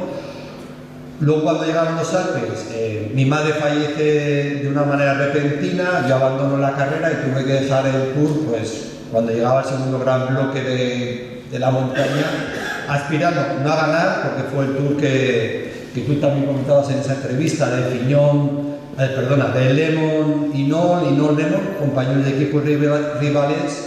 Yo no hubiese entrado nunca en esa lucha de ganar, pero a lo mejor, ¿por qué no con Zimmerman o algo así? Yo veía ese en mi sitio. Bueno, el caso es que no tuve ningún sitio allí. Y luego ya en el 87, ya en un segundo año ya en el equipo holandés, pues se puede decir que lo que aprendí fue que los abanicos tienen el mismo miedo que nosotros, que la cronos hay que sufrir igual que en cualquier sitio, que no tiene ningún secreto más que entrenar y mentalizarse que a todos nos duelen las piernas, ¿no? Y yo creo que para mí, esos 2 años que estuve en Holanda, salí un corredor moralmente mucho más reforzado y confiado, ¿no? Porque yo siempre aconsejo, hoy cada vez está más difícil, ¿no? Pero yo siempre hago un corredor que tiene opción, joder, es que tengo oferta, y digo, cambia de equipo, porque vas a saber lo bueno que tenías. Y en cambio muchas veces cuando uno está en un equipo empieza, que no sé qué, el otro no sé cuánto, ya hay unas sinergias que no te motivan, no te estimulan, ¿no? Y yo digo, cambia de equipo, y ya verás cómo vas a aprender cosas buenas que habías en ese equipo que tú has dejado, y cosas malas que tú protestabas y que por eso cambias de equipo. Pero cuando vayas al nuevo equipo vas a conocer cosas buenas y también cosas malas. Y yo en el PDM, yo recuerdo el tema también a lo mejor es por tema de mentalidad, ¿no? Los españoles somos, igual que los italianos, somos muy latinos, muy amor de familia, somos todos colegas, todos somos una familia. Y allí en Bélgica y Holanda, oye, tú eres profesional, tú haz lo que tengas que hacer y no me vengas aquí con historias de amistad, que tú lo que tienes que hacer es, cobras tanto, pues tienes que responder, ¿no? Y yo lo que vi ahí en el PDM, que ostras, los auxiliares, los mecánicos, el cariño que ponían en ti, en el masaje y todo eso, yo no lo viví nunca. O sea, en el PDM había gente muy buena, muy profesional, pero era demasiado profesional, no terminabas de sentirte uno más en la familia, sino cada uno hace su trabajo y lo tiene que hacer bien y ya está, sin un sentimiento de cariño, ¿no?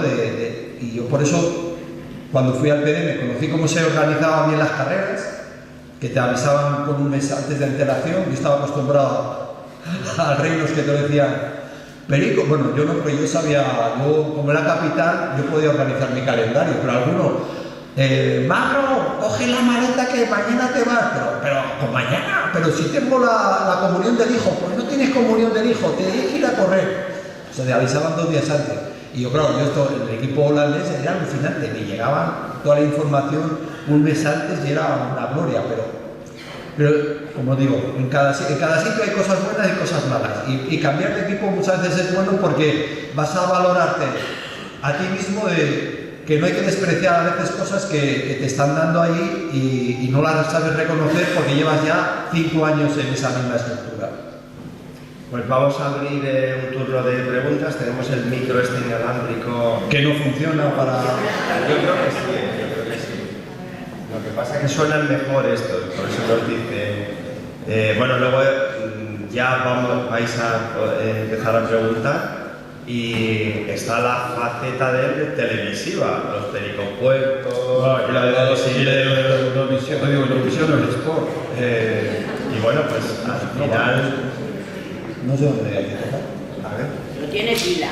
No Sí, tiene ahí pila. sube para arriba. Está como lo de la mesa del lado izquierdo. Pues seguramente que de esa faceta no hemos hablado, pero ya tienes una bagaje, una experiencia tremenda, tantos años en televisión española, que también ya de ahí vamos a aprovechar que nos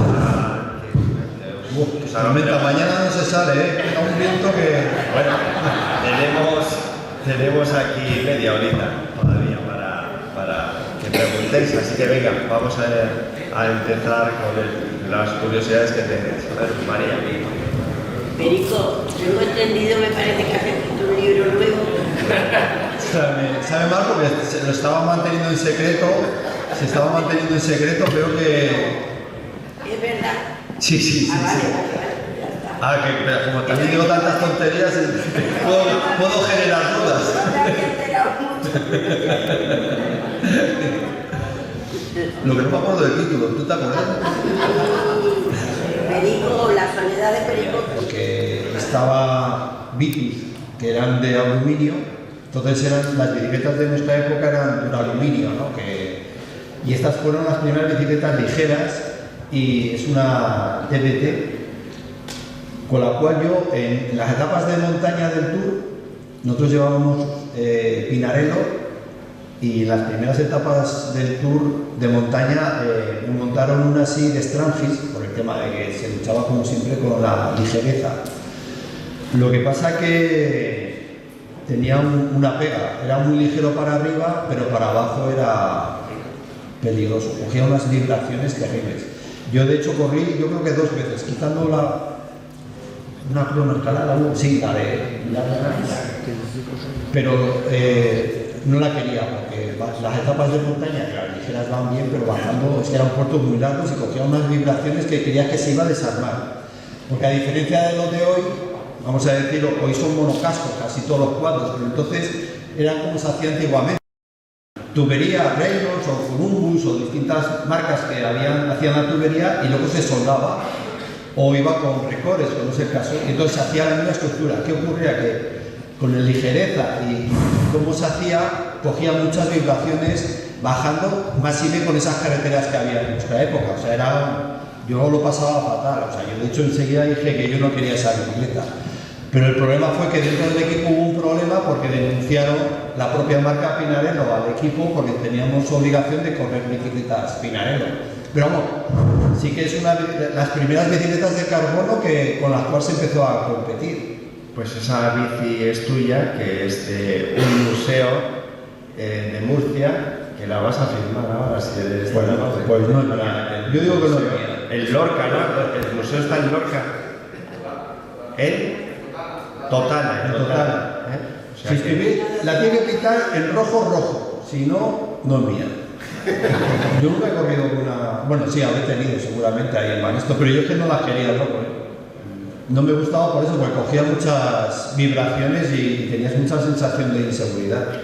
Yo corría en Teca y eran los cuadros Alan de... Perdona, esta tiene que estar nueva. Si es mía, tiene que estar nueva, porque yo creo que a lo mejor no monté ni un solo día. Y lo que dice Pedro es eso, los cuadros de aluminio que eran más ligeros iban pegados ahí dentro y a veces sonaban y los lavaban los mecánicos y se quitaban los ruidos. O sea, era un sistema, los de aluminio eran como más flexibles, pero luego corrimos creo que ya en el 87 con carbono. En vez de ser tubos de aluminio soldaban en esos racores, pegaban los de carbono y entonces sí que vibraba la bici muchísimo más. No llegaba a la rigidez de los actuales, pero las carreteras eran muy saltarinas no lisas como las de ahora. Entonces, claro, te ponías a bajar, estamos acostumbrados a que las otras bicis se adaptaban más al terreno y estas no, botaban un poco, ¿no? Y te daban una mala sensación, pero eran más ligeras, sí que es verdad, ¿no? Ahora, la diferencia, yo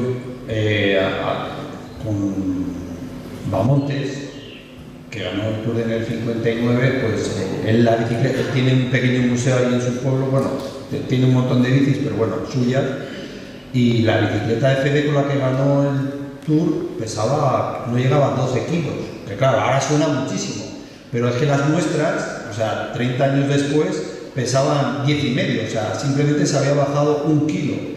Claro, fue la aparición del carbón y del aluminio lo que realmente hizo bajar el peso de la bicicleta, pero entonces los primeros tours, vueltas y giros, las bicicletas con las que corríamos eran de 10,5 kilos.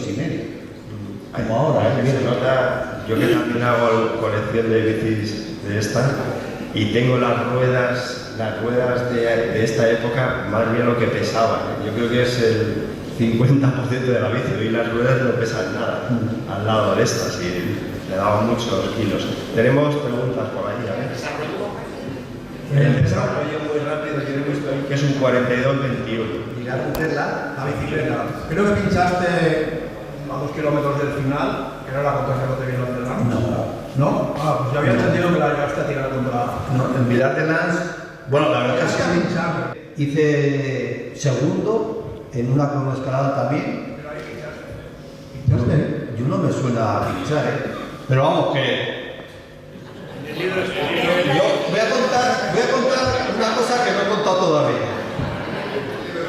En el libro me ha ayudado, supongo que algunos conoceréis, Ainara Hernando, la chica esta que escribe en ciclismo a fondo. Entonces, hemos tenido unas entrevistas muy largas, yo contándole batallitas, y ella tomando, bueno, grababa en audio, y recuerdo cosas que la contaba, y entonces un día, después de que ella me manda el libro que había hecho ella, yo lo corregía para ver si lo veía bien, si estaba no sé qué, digo, creo que esto no pasó, claro. El puto YouTube, como ha dicho, nos ha roto un par de buenas historias. ¿Qué ocurre? Que claro, en la época del COVID repusieron muchas etapas de nuestra época en televisión española, en Francia hicieron lo mismo, en Italia igual, y entonces claro, tú ibas a YouTube, a esta etapa no sé qué, Vilar de Lans, no, pero bueno, vamos a poner Vilar de Lans. Pues sí, yo ataqué, yo me quedé, iba con fulanito, iba con menganito. Estoy viendo en YouTube la etapa y, joder, macho, pues es otro día. Se ha confundido el de la tele. O sea, de todo lo que yo había pensado, no había pasado nada. Digo, joder, qué vergüenza. Al final tuvimos que rehacer una serie de apartados porque de lo que yo había contado a lo que realmente se veía en YouTube no tenía nada que ver. Así que vete a saber, a lo mejor había pinchado a Vilar de Lans y... Yo creo que sí pinchaste y después de este segundo no ganaste la etapa porque pinchaste a Fernando Berto. Sí, que yo sé que ganó un Preuqui. Sí. Y yo sé que hice segundo, pero a lo mejor se referían que pinché yo, pero las piernas, no lo sé, pero bueno, no lo sé. No, pero lo que te estoy contando es verdad, ¿eh? Tuvimos que hacer una serie de historias porque cuando yo ya, visto lo que me había pasado esa vez, me dio por repasar todo. Y antes de dar el ok al libro, me veía la etapa, que siesta, que Dios mío, viendo ciclismo por la tarde. Y entonces me dedicaba a ver la etapa de nuevo por aquello de cotejar que lo que yo recordaba era lo que había pasado, ¿no? Y por eso muchas veces la memoria y los años ya, claro, te juegan malas pasadas, pero vamos, Es que ese día estaba yo, por eso lo que pasa es que claro, estás en el público y te dicen, es que ha pinchado. Ya, no lo sé. Sí, no lo sé, la verdad que no me acuerdo. ¿Ya está? ¿Tenemos alguna más? Bueno, Eugenio, y ahora te toca correr en unos días. Tenías tú aquí. Hola, sí. Yo quería preguntar una cosa. Habéis hablado aquí de esas carreras amañadas o que antes de salir ya decían quién tenía que ganar, ¿no? Entonces, también en ocasiones se ha hablado que no siempre en las etapas o en las carreras se hace lo que dice el director que hay veces que se hace lo que dice el que paga. Entonces, el que paga. Entonces mi pregunta es la siguiente, a ver, es para ti. Creo que fue en el Tour, en una carrera, no sé si te equivocaste o te hicieron que te equivocaras, que te metiste por un camino a la derecha y el que venía detrás pasó y ganó la etapa y no sé si la carrera. Pues aquí sí que habrá que mirarlo en YouTube, porque ¿tú no estás hablando de Luxemburgo? Claro, que llegó Es que Luxemburgo es otra historia. Tú no sabes lo que se hace en un Luxemburgo. Llegar tarde. Me estaba adorando la píldora y al final quería ir a lo que Eso le pasó a... Ya subiendo, no sé si falta... No, se puede salir tarde nada. Te metes a la derecha. Eso lo pasó cuando meten a los coches. a un ciclista francés de Mínguez. No, yo ya no estaba ahí, pero se metió en el desvío de coches Philippe Boubatier, que era entonces la malla, ¿no? Sí, fue el Tour del 88, acababa la etapa y no se les... Y perdió la etapa el chico porque se metió con los coches, no pasó por la meta. Porque habéis hablado, digo, a ver si es que el que paga dijo, no, este no tiene ganas, Hombre, tú piensas como todo, el que paga puede decidir cosas, pero hay cosas que si el corredor no quiere, ahí está... Yo quería saber eso, digo, no sé. Ya, no. Al final es como todo, o sea, igual que los criterios, digo, se decía así, pero ya digo, a veces se rompía el acuerdo porque, claro, se iba a tal velocidad que nadie entendía por qué teníamos que jugarnos la vida en todas las curvas. Porque además, Eduardo, que también lo vivió, ya no solo la propia carrera, sino que ya he hecho antes un inciso. Allí los holandeses han bebido cerveza y entonces les entra el afán torero. Es decir, tú te pones en una curva esa que pasas rozando al público y le ves al tío así cada vez más cerca y que le das con el brazo, ¡bumba! La cerveza volando y tú le oyes a uno ¡ja, ja, ja! Y entonces, nos has estado a punto de tirar. Y claro, la gente va a beber y, o sea, lo pasas francamente mal porque vas con los ojos inyectados en sangre a la velocidad y la tensión que te crean esas carreras. Es que si eran 80 kilómetros y había que arrancar 4 veces en cada vuelta a tope. Sí, era más difícil los circuitos, todo eran curvas, así que no había una recta. Sacabas callos aquí en la mano de arrancar, porque eran 80 kilómetros, se te hacía eterno. Y para sacar medias de 42, 43, que nunca podías ir con más de 53, 16, era como la pista, o 15. Sí. No podías meter más desarrollo porque ya estabas en otra curva y arrancar así, ¿no? Y yo recuerdo mucho el olor a las patatas fritas con... Las fritas. Pero que las fríen con mantequilla. Y encima de que ibas a tope, te daban ganas de medio vomitar el olor. ¿Eso no creo que las podido en Bélgica? Sí, a ver, yo... Ese olor que tú recuerdas, eso siempre, en Bélgica siempre.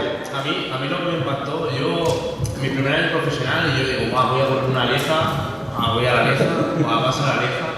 Y 4 días antes nos quedábamos ahí en un hotel que era la esquina justo calle Philippe Gilbert. Espectacular, al lado de la luz, vas allí, sales a soltar 2 o 3 días antes para conocer un poco los tramos. Y a mí me impactó que 4 días antes de la carrera yo hubiera en caravanas, pero ya no dices, bueno, que han llegado, que están allí, no, pero ya iban bebidos 4 días antes.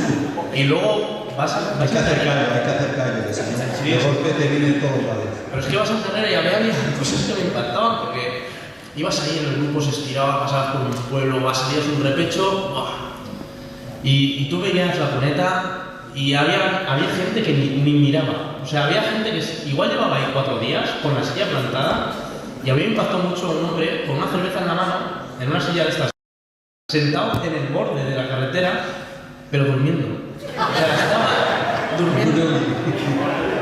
Y lo de los olores al final, pues depende de dónde vayas, ¿no? Clásica San Sebastián a mí también me impactó mucho porque, Clásica San Sebastián, un ambiente súper bueno, ¿no? Aquí en España, llegabas a los puertos, claro, allí, ya no sé, en Vasco y así, pues coronabas un poco drogado.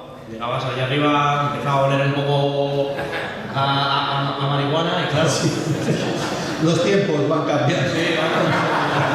En esta época era chuletón, lo que olía chuletón. Ahora vuelve a otra cosa, veo. Yo me acuerdo que ya en los mundiales, después de correr, el mundial que hubo en Valkenburg, que ganó Lee Gilbert se sube el Camber, era arriba, ¿no? Y entonces, abajo, justo donde empieza el repecho, que solo tiene 1 kilómetro, está lleno de bares. Y me acuerdo que Antonio Aris y yo fuimos después de varias, cuando acabamos, que hacíamos los amateurs, las chicas y todo, a ver el ambiente. Y bueno, era espectacular, porque todavía faltaba un día, una noche, tenían que pasar una noche, y esto era la tarde. Y estaban allí en todos los bares con cerveza, fuera en las terrazas de litro de tal, y bueno, ya eso no dormían, o si dormían era porque se caían. El ambiente que había allí era tremendo. ¿Estuviste en la Vuelta el año pasado? No. Ah, no. No, es que la Vuelta arrancó en Holanda, que era la leche también, o sea, en la presentación por equipos te habrán contado, o sea... No, algún compañero ya me ha contado. Es que, digo, igual, eso sí, bueno, la verdad es que ayuda mucho, porque aunque estaban allí, pero bueno, hay un ambientazo que dice, yo me quedo aquí a vivir, porque vaya fiesta que tienen montado aquí los holandeses. Y todos los bares y cafeterías que hay por allí pues tienen una exposición histórica de fotos y en blanco y negro de todos los años, ¿no? Porque también ahí acaba la Astelborg, ¿no? En esa zona del Camber, de Parker. Ahora está acabando por otro lado, pero pasan por ahí 1000 veces, que es donde hay una antigua fábrica de cerveza Astel, que ahora es un museo. Y bueno, pues todo es, la verdad que para ellos es el deporte rey, ¿no? Pero con mucha diferencia, como el fútbol aquí, realmente. Bueno, yo voy a hacer 2 preguntas así curiosas, 2 curiosidades. Una de ellas, ahora está muy de moda tomar recoveries después de los esfuerzos. De hecho, las carreras que vemos en televisión, todos los corredores toman algún tipo de bebida. ¿Qué tomabais vosotros en aquella época? Y luego la segunda pregunta también va referida a los finales de etapa. Yo recuerdo que siempre en nuestra época aparecía un señor con un bigote muy potente, Jaime Mir. Siempre acudía por el Jaime Mir. Sí, ¿tenéis alguna anécdota de él o contáis con él? Jaime Mir empezó con Luis Ocaña en los años 70, cuando Ocaña estaba en el BIC, era actor, ha hecho películas, en Vaquilla, entre otras, y luego ya en los últimos años estuvo en Teca. Yo coincidí con él 2 años y bueno, pues una bellísima persona, murió, no sé, hace mucho, hace 10 años, por ahí. Y era fantástico, era muy servicial, muy ameno. Teníamos un conductor que íbamos en autobús que se llamaba Chile, que también ha fallecido, y le puteaba mucho. Y bueno, pues historias, era uno más, ¿eh? Pero... yo nunca he coincidido con Jaime Mir, ¿sí? Yo cuando empecé en el ciclismo yo le veía y dije, este personaje que pinta aquí. O sea, realmente le echaba un poco para atrás. Créeme que te va ganando el corazón. Súper amable, y te va un poco pelota, no. Amable. De hecho, yo a veces cuando cruzaba la línea de meta, claro, yo ya he hecho una estrellita, a veces tú llegas tan agotado y te paras. Y él tenía una habilidad, por eso todo el mundo le conocía, estaba siempre, tenía un tiro de cámara, como dicen en televisión, eso lo estudiaba antes de ponerse. Lo tenía estudiado, pero claro, tiro de cámara, por eso tú eres corredor. Yo de hecho, si no había un auxiliar del equipo mío, yo iba por él. Te espantaba todo, no, déjame esa cuida. Maravilloso. O sea, yo le cogí muchísimo cariño y lo quiero decir por eso. Y al principio me echaba un poco para atrás y diciendo, este personaje que pinta aquí. Pues de esa gente que se le quiere, hace su trabajo y súper cariñoso, lo que tú quieras y le daba igual. O sea, él atendía a sus equipos, a sus corredores, pero atendía a cualquiera. Llamase Perico Delgado como se llamase un Minduki que no le conociese nadie. Un tío, una persona excelente, maravillosa. Y lo otro que, ¿qué comíamos?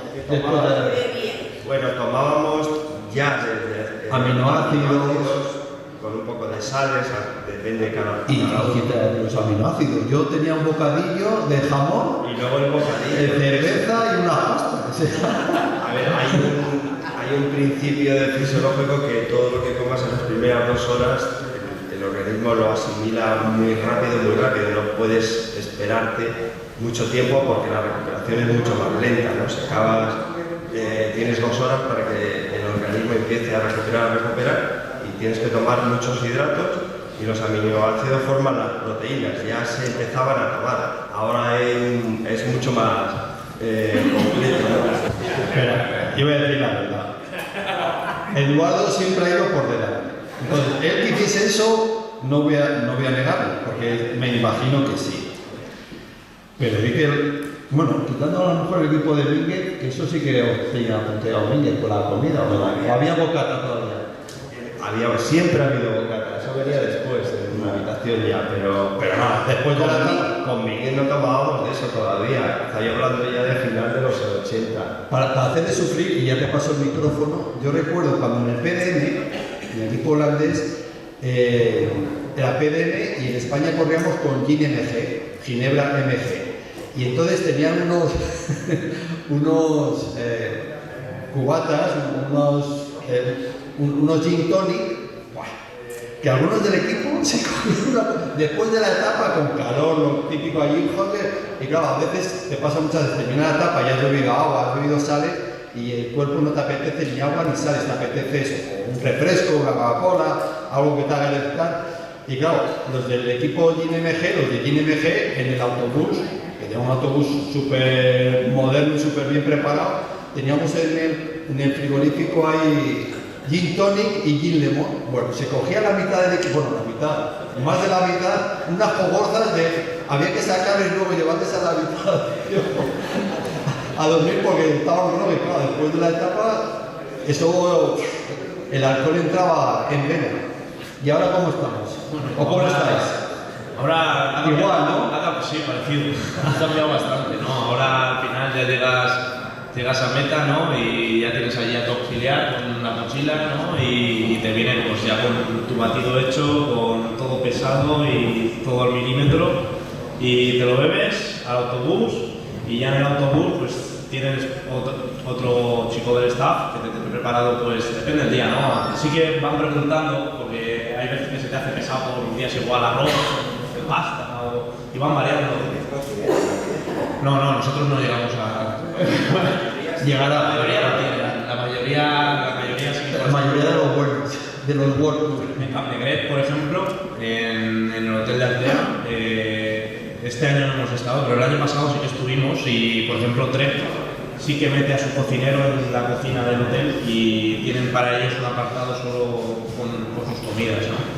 Y cada equipo pues tiene sus cosas, ¿no? Hay muchas veces que vas y los ves que llegan a meta y hay algunos que están con Fanta, otros que están con Coca-Cola, y va dependiendo un poco, ¿no? Ahora les tira más la Fanta porque no lleva cafeína y ya la pueden beber después de etapa, porque la Coca-Cola lleva cafeína y ahora pues bueno, va variando un poco, ¿no? Ahora todo va mucho más restringido, ¿no? En ese tema, que sí que es verdad que igual en traslado de etapa sí que dices, wow, bueno, te hacemos un bocadillo de tortilla o lo que sea. Y sí que comes algo así, pero todos los preparados estos suelen ser personalizados, ¿no? Pero también depende de la constitución de cada uno, sí, o es un estándar dependiendo de la etapa. En teoría es personalizado, lo que pasa es que bueno, cada uno llevamos un nutricionista, ¿no? Y nosotros, dependiendo del peso, pues él te pone unas cargas de comida que tienes que comer, ¿no? Y post etapa, pues igual alguno tiene algo más, ¿no? Pero tú llegas ahora al bus y tú tienes pesado algo general, todos los platos igual, y luego si tú quieres añadirle algo más porque crees que es poco o tal, pues puedes añadirle algo más. Pero ahora va todo muy pesado. Sí. Pero el bocadillo eso es. Sobre todo lo importante es cambiar de todo el dulce, de todo lo que se está tomando normalmente, que son bastante dulces. Nosotros les metían un bocadillo de tortilla de espinaca. Pero son las carreras. De las carreras, sí, pero bueno, que por cambiar de lo dulce, ¿no? De lo típico. Y bueno, pues era el mejor avituallamiento que tenías, te lo podías tomar en un tramo tranquilo, que es con tu Coca-Cola, era el mejor momento de la etapa. Siempre nos contábamos, de hecho a veces que podíamos tomar el avituallamiento en condiciones, cada uno tenía su debilidad. Yo recuerdo un pastelito que a veces era como de arroz o lo que sea que tenía el equipo, a veces vas variando, ¿no? Y poderte comer ese pastelito, el trago de Coca-Cola y luego el eructo, que sea una marranada, eres otra persona, eres otra persona. Y dices, a ver, que nos pongan dos veces el turmalé, que estoy ya recuperado. El primer año que fui al Italia, corría, pues, tendría 20 años, porque fue el segundo año de profesional, y en el avituallamiento, pues eso, te ponías ese bocadillito de tortilla. Había un noruego, un Knudsen, que medía 2 metros, era el que ganaba todas las contrarias, ¿no? Y todos tomábamos Coca-Cola y era un bote verde. Y yo decía, joder, pues, ¿qué tomará este tío para ir tan rápido? Y luego se bebía un trago y hacía así, a ver quién quería. Y yo ya me acerqué como un pajarillo, ¿eh? ¿Y sabéis qué era? Cerveza. Y yo, este tío es de los míos. Era muy cervecero, ¿no? Y entonces nos hicimos amigos, porque a partir de ahí, yo siempre que iba detrás de él, me tomaba mi bocadillito de tortilla y él me daba la cerveza. Y además, pero vamos, amigos para siempre. O sea, que fijaos.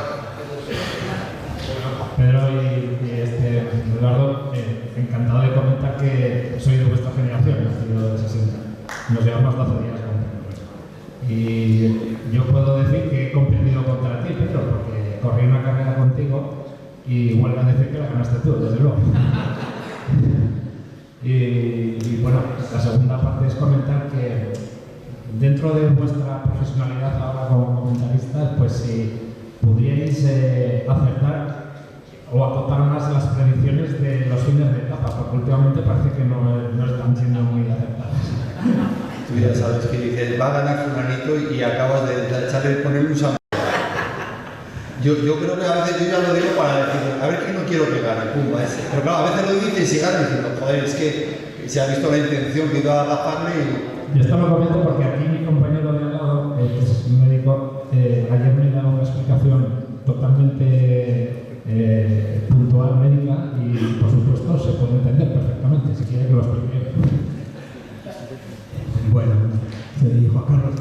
A ver, yo explicaba simplemente que cuando un ciclista va un típico kilómetros escapado, ¿vale? y su nivel de glucógeno que tiene en sangre lo tiene vacío prácticamente. Entonces termina la etapa prácticamente pues, rindiendo con grasa prácticamente. Entonces la velocidad, la potencia que puede desarrollar no tiene nada que ver con un pelotón que más o menos escondidito y que ha dejado todo el glucógeno, toda la gasolina buena para el final. Entonces, en 5 minutos, 1 minuto y medio, hasta 2 minutos le pillan. Y es que sí, es verdad que a veces, pues, al final de etapa, no, faltan 5 kilómetros, llevo 1 minuto y no le cogen. Oh. Yo ahí sí que, igual que a lo mejor no acierto en el ganador, pero en eso, tengo a Carlos Andrés que no estoy comentando la carrera y me manda un mensaje. ¿Tú crees que va a llegar o no? Digo, joder, Carlos, me llevas toda la vida comentando. No, que yo no, joder, que lleva 3 minutos y tengo dudas porque, digo, el pelotón corre mucho y ¿cómo es el final de etapa? Miras y dices, no, le coge, vamos.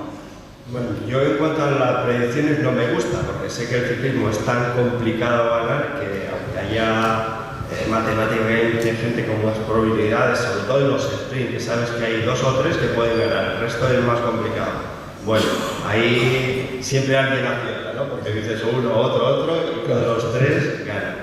Pero no me gusta porque no es fácil ni para el propio corredor que va a ganar saber que va a ganar, como para acertarlo los demás, ¿no?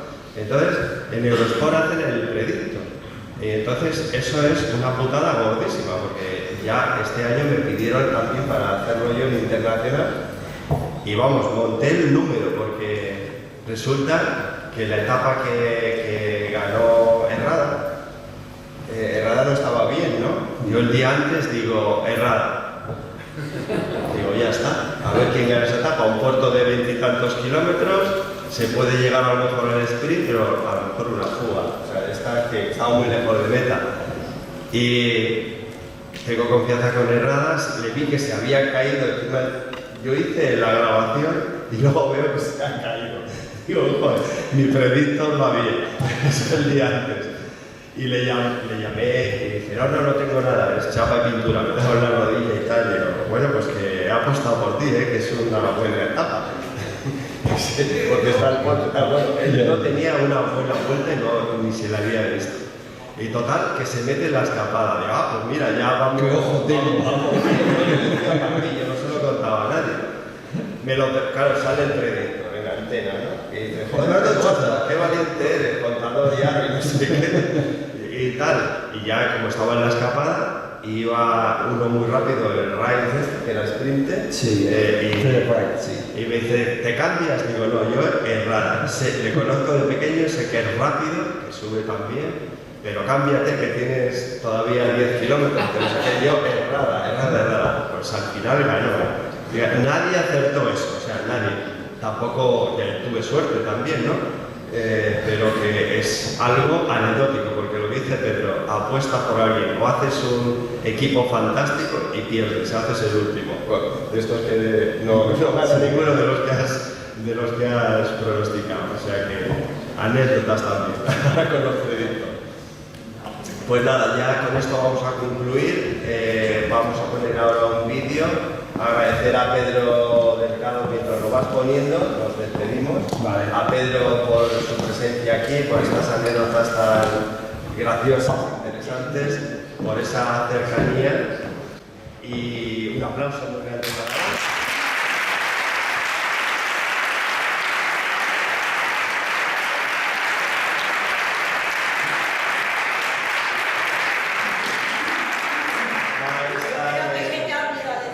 Va a estar en la ruta de mañana y la de pasado. Mañana, no sé, hay 7 grupos, tú en el 1, ¿no? ¿Estás en forma? Con los que digo, bueno, 7. No sé qué distancia hay, yo es que no sé.